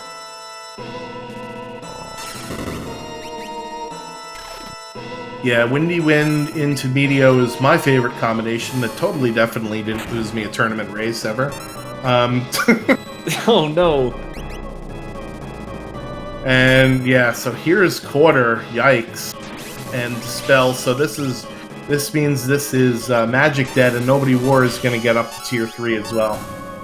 Tier 3 is difficult, and so is Atma. So Devious RNG is going after Atma one more time. JS taking out Tier 3. Just one Calmness, which Terra blocked. So very he nice. is on to Kefka. Alright, well, I will switch to JS's audio, because this is totally going to jinx us here. Yeah. But this is Final Kefka after all. You gotta rock out to the Final Kefka theme. Yeah, I don't know if he had Life 3.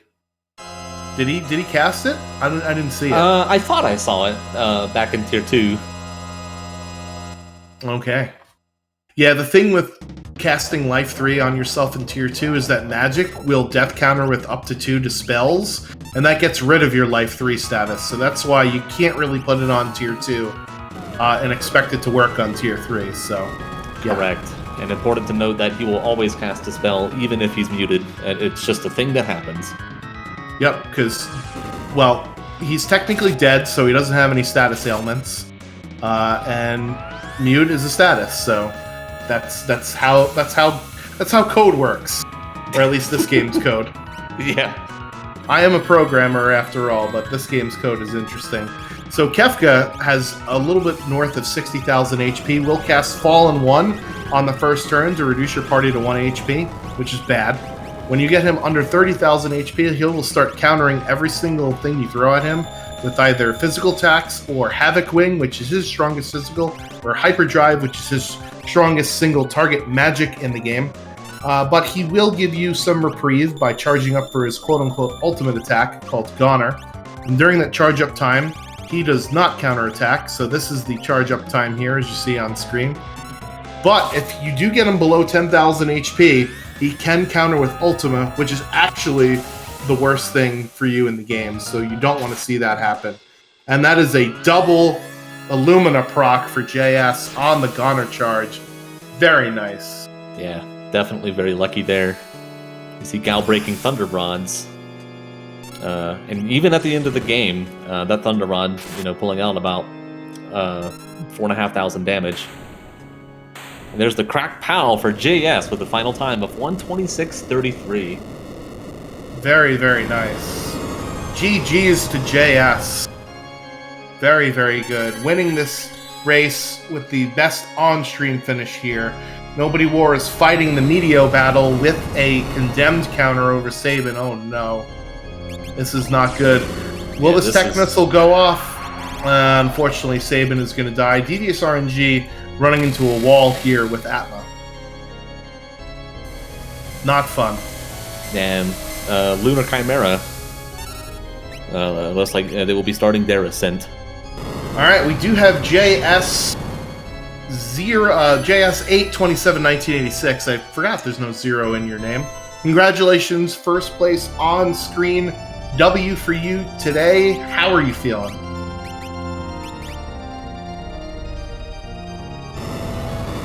All right, well, I can't hear you. You're either muted or your microphone needs some pluggy. He just doesn't want to talk to us. I mean, that's a possibility too. Unfortunately, Nobody War taking a wipe. When you are in that Meteo phase where he casts Meteo over and over again, one of the best things to do is actually heal the boss, which is kind of counterintuitive. But in this particular case, they will actually come out of that Meteo phase, and you have a chance for them to, for yourself to regroup. So that is a forfeit for Nobody War, unfortunately.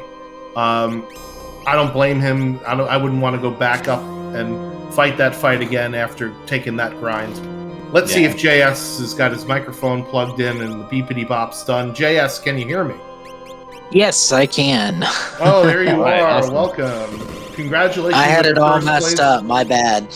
It's all right. Well, you did not mess up this race. You finished first place on Restream, so congratulations on your first place victory. Talk to us a little bit about how you're feeling. A little upset about Goddess. That's in my notes. Yeah, we were gonna get there. Yeah. As soon as I found the Thunder Shield, I just went straight back. I knew it was good after that, but I think I was pretty close that first time, and then even Air Force right after that was a little sketchy there, but it seemed to go pretty good after that, really. Dead checks at the beginning, those were kind of rough, but rando's gonna rando. Yeah, you hit basically Absolutely. all of my points. Everybody had trouble with Air Force. I think there were 3 different early Air Force fights, and everybody won the fight, but nobody had their full party alive when they won. It was either 1 or 2 left standing. Yeah, definitely a rough fight at that point in the game. Yeah, Air Force is usually no fun anyways. I mean, unless you're just way past scaling, and Air Force is just always a pain in the butt. So, JS, did you have a plan? Say you didn't find that Thunder Shield. Would you still have gone back to Goddess, or would you have tried some of the checks beforehand? I would have went somewhere else because honestly, I didn't have any good defense, any protection the whole game. So it was kind of like, happened to grab that. I'm like, yep, going back. So I knew that was my next best check. I don't even really remember what else I had after that, but that ended up being a dead check anyways, and it was fixed dice that I didn't even get to use. Yeah. We were talking about that quite a bit. Yeah, so you were one of the only runners that found the Illuminas in the shop, and you found them very, very early. So when you find a big ticket item like that in the shop, does that sort of change up your game plan a little bit for the rest of the run? Not really, because it's kind of weird whenever I'm actually in a race and I know I'm trying to get the best time. It's like everything's instinct. It's not necessarily I have a game plan. It's just instinct. Check, hit every check I can. Always going to the fastest checks first for my game plan anyways. did do floating continent just because of how my Esper character count was. I was like, I better do this because I think I was like 4 and 5 whenever I went to floating continent. And that right there was kind of a flag for me. I better go do this because it could have made it bad late if I hadn't, which I didn't even do any Gauss checks. Go figure, right? But, you know. But usually if I get a big ticket item, it's just icing on the cake, if you ask me. So you actually went into the tower after both Nobody War and Devious RNG, believe it or not. And you had the fastest time in Kefka's tower by far, only 14 minutes and 20 seconds. And then you even overtook Nobody War during the Kefka fight. You were about a minute behind at the start. Your offense seemed to just carry you forward, and I was wondering in the back of my mind, what were you going to do for calmness on tier 3? Did you have life 3? I don't quite remember if you did or not. Yeah, if you noticed on life 2, I killed Magic before I killed Hit. Yep. That way I could get my life 3 on there, and I had life 3, which I never even needed it. I passed right through Meteo, right into Calmness, and he tried to take Terra, and with double Illuminas, it's going to be hard for that Calmness to get through that. Yep, exactly. Yeah, I was going to say, speaking of Terra, interesting decision to send a solo Terra down party number 3 to fight 3 different bosses. What was your thought process there? I was kind of mixed between sending... I was worried about Gal and Shadow over there because they didn't have great offense, so I figured throwing Ed in there with an Illumina, which I ended up using him for Final Kefka anyways. The offense would be better there, and I figured with Terra, double, Genji Illuminas, then I could just, throw the Mool Charm on only whenever I need it and go from there, and it worked out pretty good. That was just kind of on the spot type thing that I decided to try and do. So yeah, we were kind of curious because I know that if I'm sending a solo party, I'm afraid of just a handful of bosses, right? Maybe Inferno and Stooges, because they could do Delta Hit and basically end the fight right then and there, right, with Petrify. Doomgaze, which you already fought, and I think Magimaster would have been the only other one that we didn't see. So it was a smart heads-up play, knowing the bosses that we had left to see in the seed and knowing that you could do that.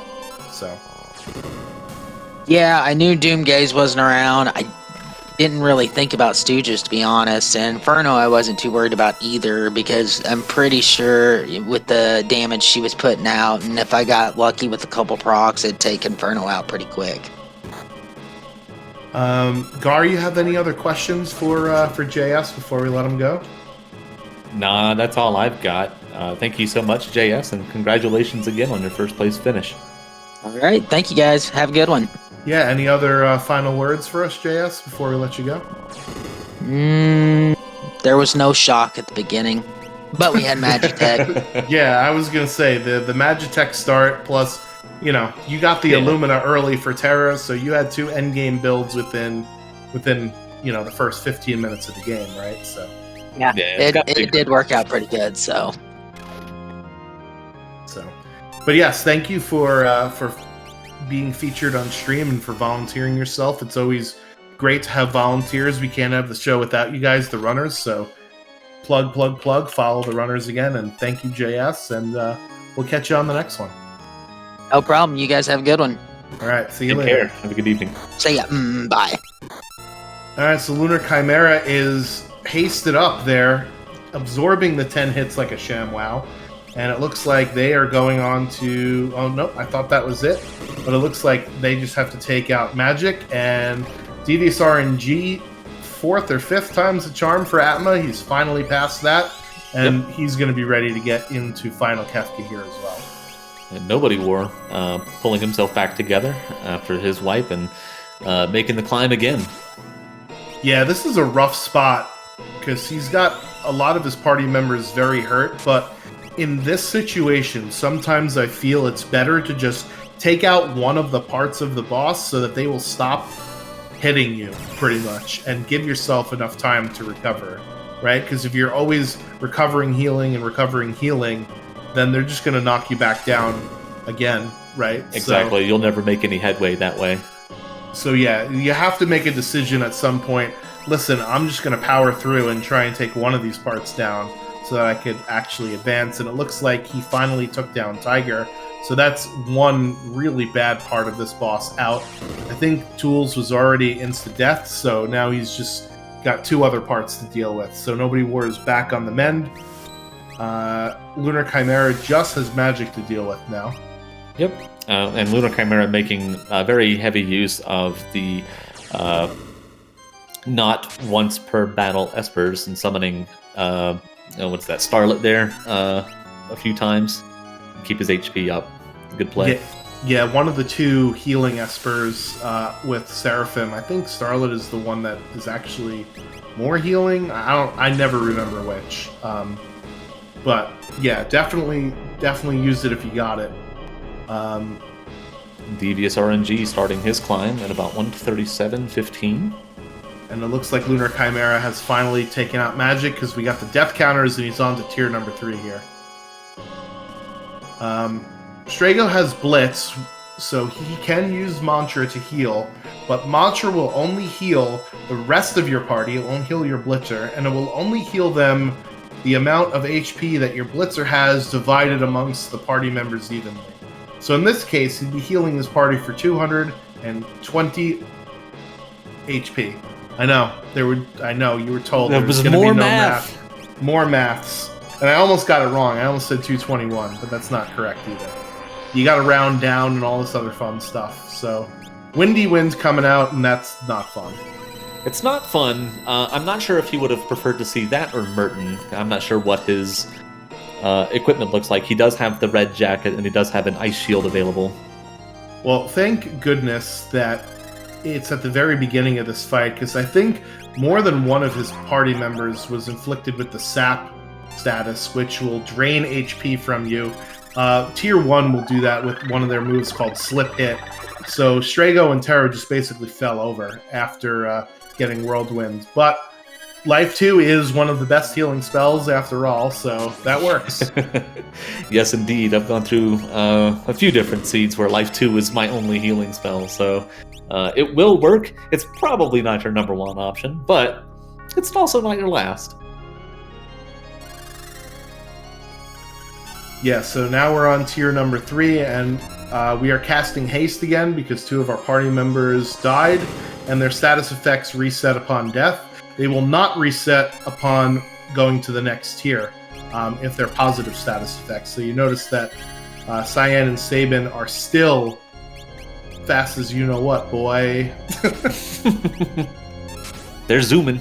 Yep. Meanwhile, Nobody War looks like they've recovered successfully, and they've got just Hit and Magic left to go, and Hit shouldn't be a problem here. Devious RNG is fighting at tier 1. It looks like he's using Offering with an Illumina, which I'll have to tell him is the worst thing you could possibly do. Yeah, that's unfortunate. Yeah, Offering is a great relic, but it's not... Well, I should caveat this. Offering is a good relic, but it can be made great by the 4 or 5 items that you can actually use it with. And it's much better to just swing away with those big top-tier swords. Except for Atma Weapon. And I'm making all sorts of exceptions in cases, you know. Yeah, but that's just how Final Fantasy VI works, you know? Yeah. You need a flowchart in order to understand how this game works. Nobody War is on to tier 3 as well, so we'll see if he could conquer this beast that unfortunately took him the first time, and opening Merton is never fun. Yeah. Opening Merton, very, very deadly. So fortunately, he does have some fire protection, but if this were a seed where that just wasn't available, yeah, definitely very, very rough. Yeah, Merton looks like they are hurting basically all of the characters here. You do have healing with Heal Force, the Magitech ability, which will heal 1 character. So Yep. Smart using that on Cyan before he jumps himself up into the air there. Devious RNG is past Tier 1 and onto Tier 2. So this is, we still got a race for second here. Yep. Looks like Lunar Chimera under that 10k HP threshold with the train counter. Yep, so Sleep will counterattack with either Train or Meteo on basically every turn and has a chance to cast Train or Meteo on every turn. So it can get awful rather fast. And here comes Meteo. Dodging is Sabin and Strago. Yeah, perfect. If you're going to get Meteo, that's basically the best case scenario right there. Unfortunately, he's taken a lot of turns here, and remember what I said. He could cast Meteo on basically every turn. So it's a little risky, and there goes Grandpa, but he's back up again. They're never going to keep him down. And he's got life 3 on most of his party. So that is some form of calmness protection, and he only gets one. Very nice. So Lunar Chimera on to Final Kefka. With his full party, which certainly helps here. Absolutely. Meanwhile, Devious RNG on Tier 2 here. And Nobody War looks like they are in the back end of this fight on Tier 3. I see Cyan might be coming down to that Condemned. It's going to be close. I think he's going to have to I think it looks like he's waiting just to let that go off and then pick him back up.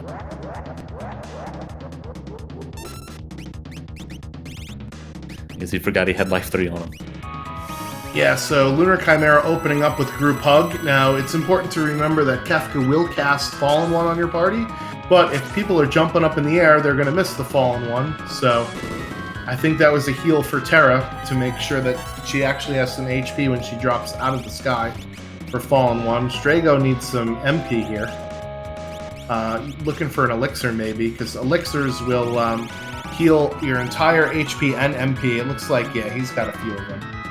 Yeah, so he should be set on the healing on that front. Unfortunately, Nobody War using his last Phoenix down here. So unless he's got life 2, which I know we found in this seed somewhere. But remember, not everybody found the same Espers because we went in wildly different directions. And it looks like he's going to go with the Palador strat. I love this idea here for trying to avoid calmness. Yeah.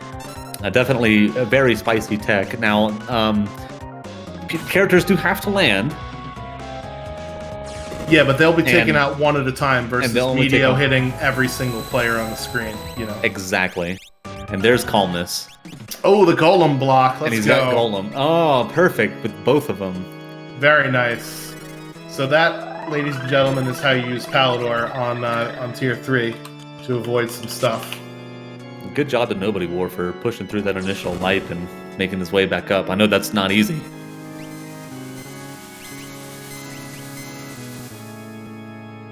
Yep, so here comes some more train, this time from Kefka. Everybody's got a ticket.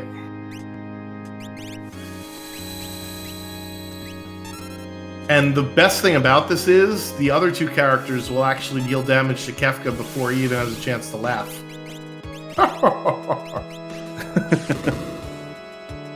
I've been told my impression is okay. I don't know. Rated out of 10, chat. I thought it was pretty good. They jumped so high, they ascended to the sky. Alright, and here comes a charge for Goner on Lunar Chimera's screen, so now is the chance to hit Kefka with everything you got. Throw those shields, break those rods, do whatever you can do to get as much damage done as possible. Absolutely. He will not counter anything during this phase, but immediately afterwards, he has a chance to do all kinds of nasty stuff. Yep, Nobody War playing with fire here. Literally, that was a fire 3 spell. As he does not have any Phoenix Downs, and it looks like he's only got 1 X Potion. I don't know what else he's got for healing. I didn't see any elixirs, and it looks like he's pretty low on MP. Oh, I think I see 1.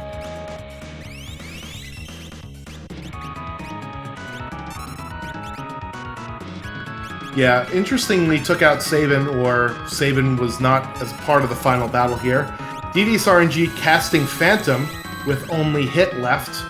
This is a great strategy to save time. Phantom will avoid every physical attack, but magical attacks will always hit. So this is great to do when you're going up against hit, because it'll save a lot of time with the 10 hits death counter. Goner coming out from Nobody War, and he's going to be down to 2. Make that 3, because Cyan was still in the air. I forgot about him. Can't forget about Cyan. Poor Grandpa. Other Grandpa. Revenger coming out on Lunar Chimera, so that will remove any positive statuses that your party has, including Life 3. So that's why Life 3 is coming back on his team. Ooh, with the ultimate counter. Oh no. So this is going to take out Shadow and Terra. But if Cyan does enough damage here, he can win this fight. Oh, and Life 3 on Terra is also very, very good. Oh, and charge up for Goner. This is good. So he can just throw the fire, throw the Cyan, hit the and jump. Should be done. Yep.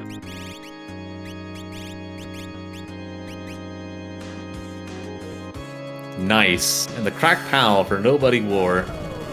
Very, very nice. GG's for Nobody War. Getting through that fight a second time. It wasn't pretty, but he powered through, which is great. That's awesome to see. I know that wipes are so demoralizing to me. So to be able to pick yourself back up and try again, terrific. You love to see it.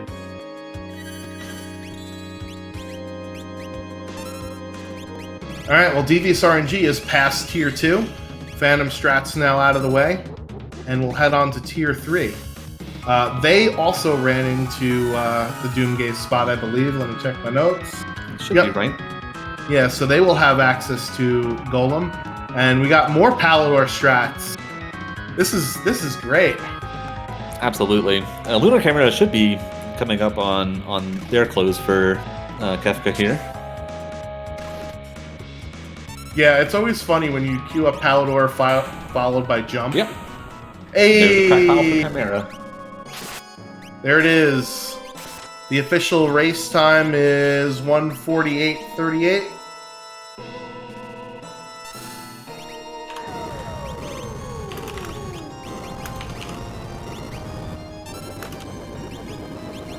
And we'll see if we can get these runners in for an interview.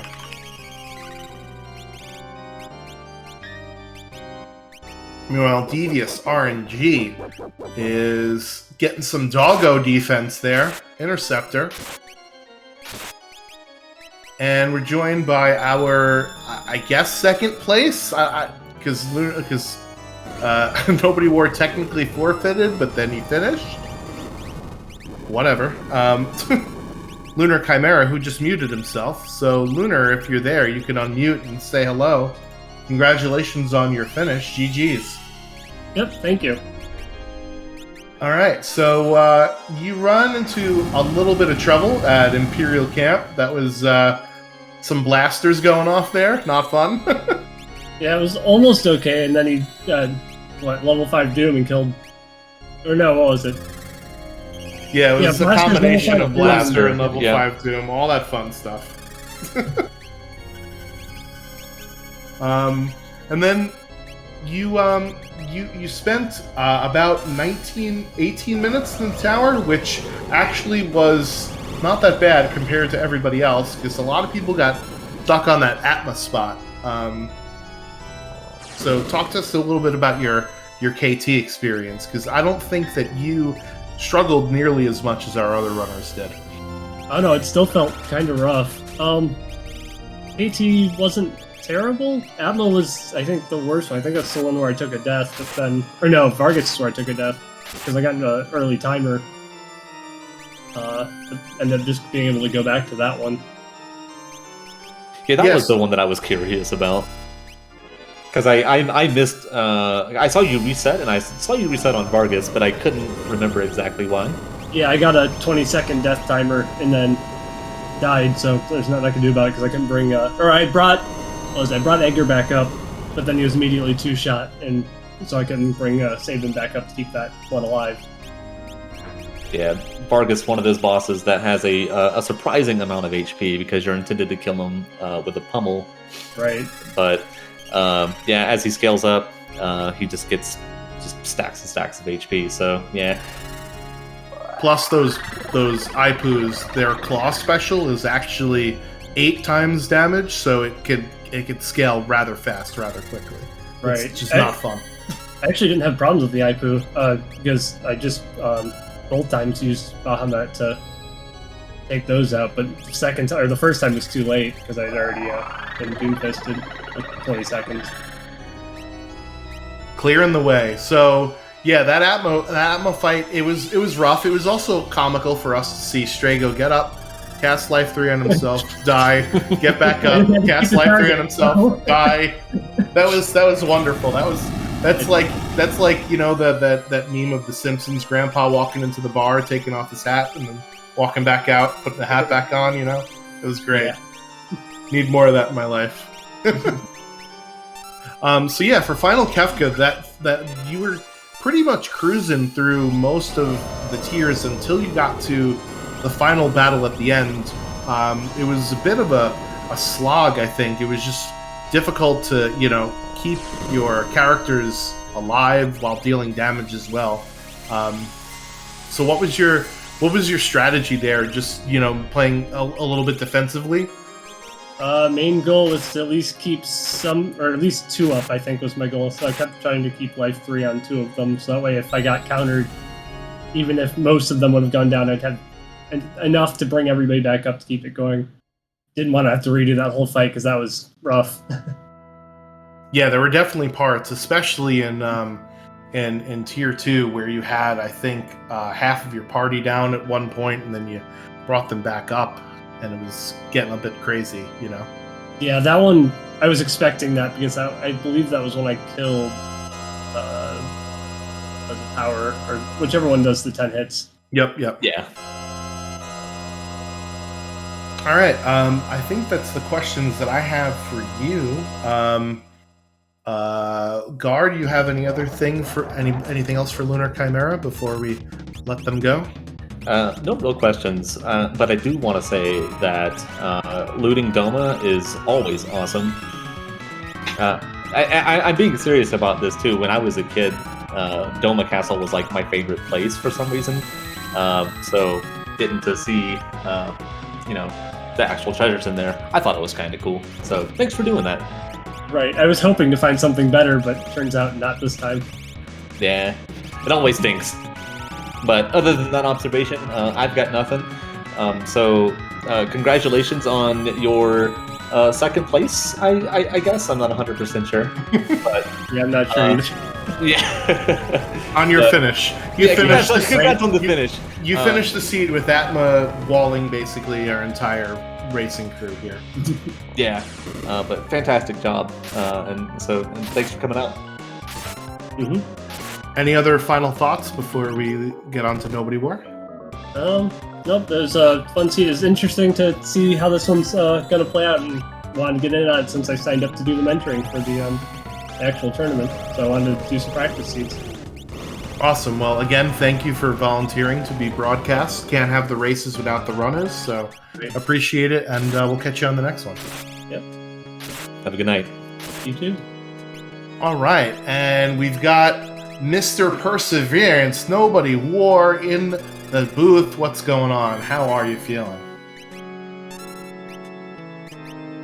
I know you just unmuted yourself, but I can't hear you if your mic is not plugged in or technical difficulties. Oh boy. Whew. Uh-oh. Thank God he had Life 3. Okay. Thank goodness for Life 3. That should be the poster child of this seed. Oh, the clutch block of the Havoc Wing. Great block for, Oh my absolutely. goodness. Alright, well, hopefully Nobody War figures out his mic situation. And when he does, he could say hello to us. In the meantime, we're watching Devious RNG. Yeah, I'm not 100% sure but they should be wrapping up. their Kefka fight here momentarily. Listen, I know I threw a lot of math at you guys and girls in the stream, but I haven't been counting the damage here, so... It's tough to do when there's 4 Kefkas. Yeah. Well, as I said, Life 2 is your best healing spell, so that's what Devious RNG is using right now.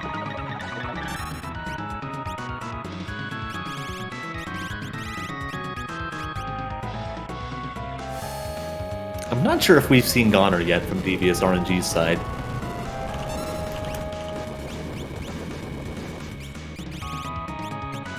Alright, nobody worry you there? I just sent him a message, just in case he can't hear us. Because maybe his headset's completely, you know, off, messed up, whatever. Yeah. Alright, well here comes Goner.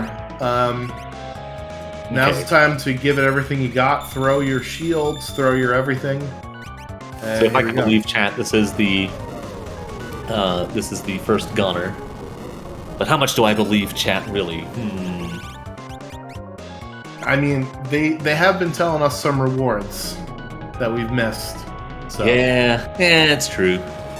like I said, many sets of eyes are better than my set of eyes.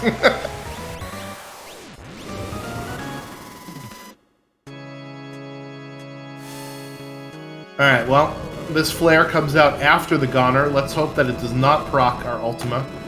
I should not have even said anything. But here we go. There we go. Our chat Alright. does not live in Zozo, so we can believe them. And I think that's Nobody War with us. Hello. Well, we have. For a second. He was there. I heard it. We definitely heard it. You can trust me, I also don't live in Zozo.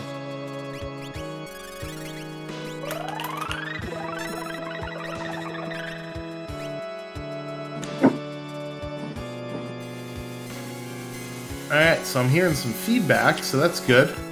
Can you hear us? Yeah, I can hear you guys. Hey, there There you we go. are. Yeah. Welcome, welcome, welcome. The real So- boss, Bluetooth. So, Yeah. just like in your Kefka fight, the second time for plugging in your mic is a charm. Right. So, You're gonna have to run me back because I don't remember anything from the beginning. yeah, so let's start early when you ran into Doomgaze and it was Ultros. Oh Um, yeah. Were you excited to Second I see? jumped to the world of ruin. Were you excited to see Golem to be the reward? Oh yeah, it was amazing.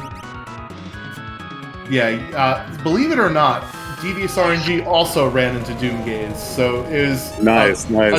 a 2 in a million shot. Actually, there are tiles on the screen, and Doomgaze is in one of the tiles, so we know the odds. But again, we're not doing math on this stream, so don't worry about that. And No you more also, math. you also ran into so many espers in this seed It was like very early. You were at you were at 3 and 6, and you decide, you know what? I'm going to go to the floating continent because there could be a character at the first spot and one at the Yeah. third spot. Turns out, nope, it's 3 for 3 No. espers. Right, I know. So at that point, I are knew you I was in a happy? good I kind of knew I was in a good spot there. Like, I just had to pick and choose those next 2 checks I was going to do, like, which one was going to be the character. And then I knew from there it was just going to open up. So you're generally happy when the check rewards are that sort of lopsided, or are you just like, come on, give me a character I already? don't like heavy on the characters, like, right up front. But if I was at, like, 4 or 5 and then did Floating Continent and didn't get a character at all, I'm fine with that. And so you actually started Kefka first out of everybody on the stream. Yep. It was unfortunate the Medio spam was just too much on the first time, but the second time, the Palador strat on tier 3. Talk to us about what was going through your mind with that, because that was amazing actually. Well, I meant to use it the first time, and it was a misstep on my part, like not having lock-in party instead of saving, because saving was garbage. Oh, But, and sorry, that's a crack caliber. Yeah, I had Palador on lock, and I'm like, I don't mean to show off, but I hope this works right now, because I didn't count the first time, and I was trying to count the second time. I was pretty sure I was there, so it worked out. Yeah, so that I love Yeah. I love this idea because you do your damage one at a time and you avoid a full party wipe of Meteo. So I thought that was a great Yeah. strategy to combat the Yeah, spam. it So did that work was out awesome. perfectly as a good example. Yeah, I mean, I think the first time too, even I had thrown Golem up, and the second time I thrown Golem up, but I just couldn't keep Life 3 up on enough people, and I realized it after it was too late that I should have invested in some more healing potions, elixir, or something. Yeah, That's always my downfall late in the seed with when the times are fast like that. I just don't think about it. And you used your last Phoenix down on, and we were holding our breath, going, "Oh boy." We knew that Life 2 was available in the seed, though, at least, so there was that. yeah, I'd heard that. I wish I would have found that. Oh, you did not find it. Okay, that's fun. No, I just had like Fire 3 from like level 7, and everybody was just. Out of all those espers you found early, not one of them had Yeah. let anyway. I know. So, anything else for Nobody War, Gar, before we get to our other runner here? Nah, you asked all my questions. All right, awesome. Nobody War. Any other final thoughts? Maybe something we missed talking about? No, I don't think so. Yeah, because Atma on the right switch spot too. I heard other people had problems. Yeah. It's really a wall for a lot of runners. Such a mistake on my part too. Just not remembering Cyan had jump and like why I have a Genji glove and offering equipped on him when I should have just had the gauntlet and just I breezed through it that second time. But anyways. Yeah, you were. Yeah, I think Atma gave everybody the business. Air Force in the very beginning of the game gave everybody the business. So there was a couple of bosses in there that. Yeah. Yeah, no, it was super fun though. Pretty fast and. Well, thank you once again for volunteering to be restreamed. Can't have the race without you, and we'll catch you on the next one. All right, guys, take care. Have a good evening. Well, speaking of having fun at the Atma spot, Devious RNG, welcome! Congratulations on your finish. That was a bit of a rough go for you there. Yeah. I mean, I always find like you can't really improve until you hit a wall. So I like as hard as Atma was, like being able to sit back and think through, okay, what are some changes I could make to try to make this fight actually like winnable? And like Xeno had already finished before that, so it was nice to take that pressure off and just really think about how do I overcome this particular hurdle in case I face something. Well, I mean, I'm gonna see something like that again. But yeah, I really enjoyed that, and then I just didn't want to die, so I assumed that Kefka had like 1,000 or 2,000 hit points left at the end, but wasn't gonna chance it. So. Yeah, playing defensive, especially after a long slog of a fight, is definitely not a bad idea. No. You also went right back at Funbaba at Doma after your first wipe, and then you were at 6 characters and 2 espers at one point. Are you happy when the rewards come that lopsided, or would you rather see them more spread out? I mean, it's always nice to have more espers early, but like you have a lot more places where, like, if you have more characters, you have a lot more very quick checks to do. So I felt there were a lot of quick checks in the seed, and the extra characters just open those up to make getting the espers faster. And then there's a lot more checks where like you can get espers but not characters. So that really didn't faze me. Like getting wiped 2 or 3 times at the very beginning did, because I didn't think it would be that difficult at the beginning, given the equipment and the skills that I have. The Magitech, yeah. Yeah, but it's also going to be nice to look at this and see how other people handled things, especially since like I'm still very new at this. And and like seeing how you get over very difficult humps, and like, you know, I was at go mode at 40 something minutes. Yeah.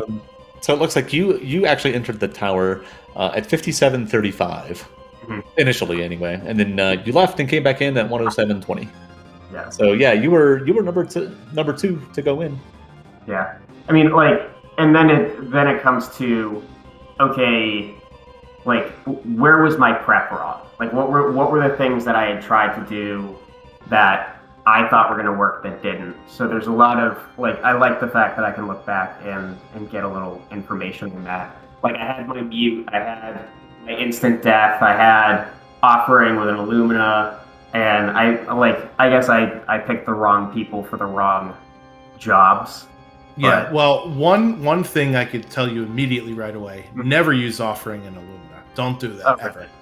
Yeah, so what offering does is it will attack 4 times at half of the damage per swing to a random amount of targets on screen. Yeah. Illumina is a built-in property where it will always do twice as much damage if you have MP. So Okay. offering essentially gives you twice as much damage with your weapon just spread over 4 targets, and you can't target who the damage is going to. Yeah. Whereas Illumina, if you just swing it regularly, it'll deal twice as much damage to the exact target you want, and it gives you a chance to proc Pearl, which the offering doesn't either. Yeah. Right? So offering is great for maybe 3 or 4 weapons: Mhm. the fixed dice, the Atma weapon, the Valiant knife, and maybe the sniper if you're real desperate. Right? Otherwise, don't use it. It's it's basically worse than just your regular fight command, especially for weapons that do MP crits like the Ragnarok or the Illumina, and they also have procs as well. So that's definitely number one thing to point out that you should never do ever again. And when Worlds Collide, you always learn everything the hard way. Yeah. Yeah. Well, and again, that's why, like, we keep talking, this is the Moogle's first tournament thing, that, like, the only way to really, like, you have to run into these situations, and there's too many of them to try to, like, explain every single individual for sure. situation. So you just kind of have to be bad, and then have someone tell you, oh, by the way, like, that was a bad idea. And you go, oh, okay, I'll never do that again. Yep. So Yep. I'm I like the concept that you guys have of having this be a mentor tournament. Yeah, for sure. With someone who can point out those kinds of things that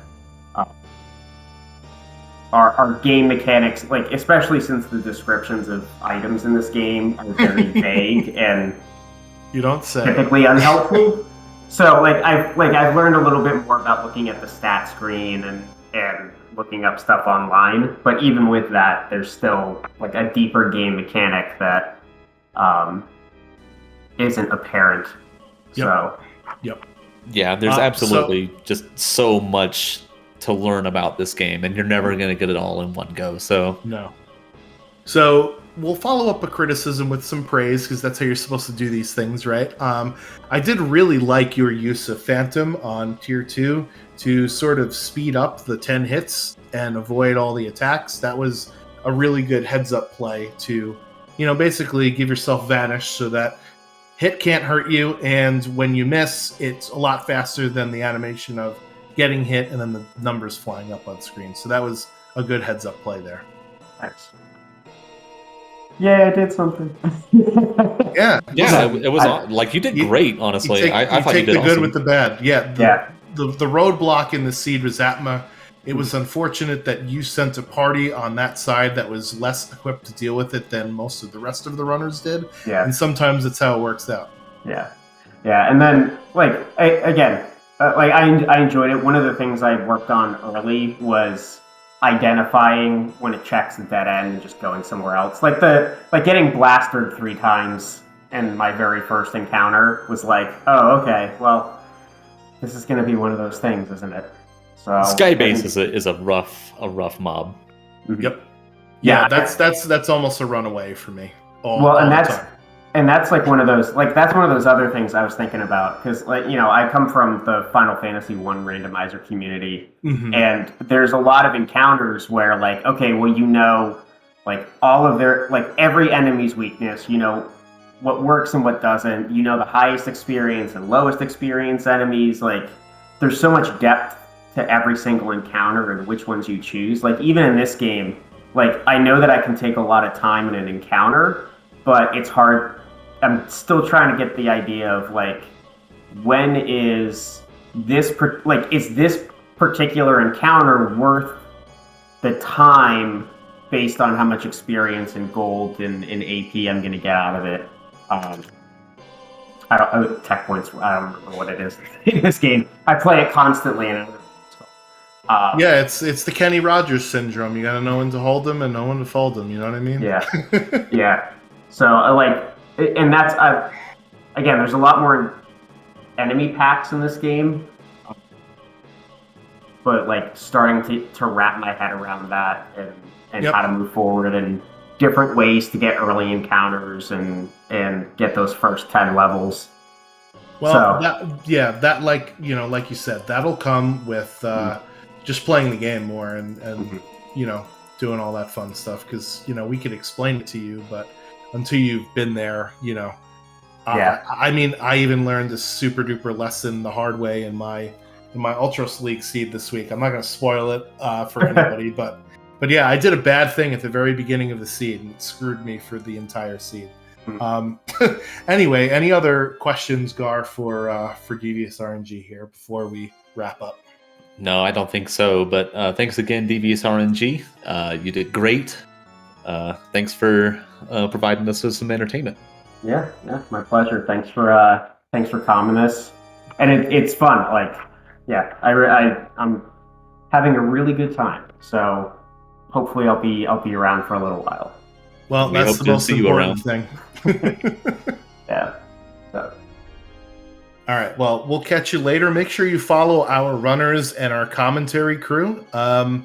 We have a weekly stream here on the SpeedGaming family of networks. Every Wednesday, 8 p.m. Eastern is when we start these things. So bookmark us, I guess. ff6wc.com is the website where you could learn how to play, and there's a link to the Discord where we could inundate you with all of this information.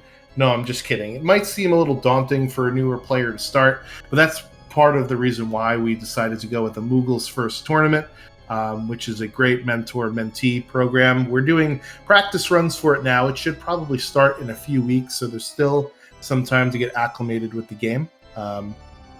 Got anything else, Gar, before we get out of here? I don't think so. Thanks again to SpeedGaming for letting us be here. Thanks to everybody watching. Thank you, Schwantz, for being my co-commentator and doing all the tracking. I know that it's very, very rough when you're one person watching 4 people, so much obliged. And then, yeah, like Schwantz said, we would love to have you over on our Discord. Again, that's that Discord link is in the chat. And you can also visit us at ff6wc.com to roll your own seeds. You can join the Discord through the link on that website. And there's a big wiki where if you're looking for any kind of information, it will be there, I guarantee it. The Discord is amazing. There's a lot of helpful community members there. If you have any questions, feel free to ask. Any one of us will be glad to help you out. All right, well, thanks a lot. With that being said, he's been Gar. I've been the Schwantz27. This has been Final Fantasy VI Worlds Collide Weekly. We'll hope to see you next Wednesday, and catch you later then. Bye-bye now. Have a good evening.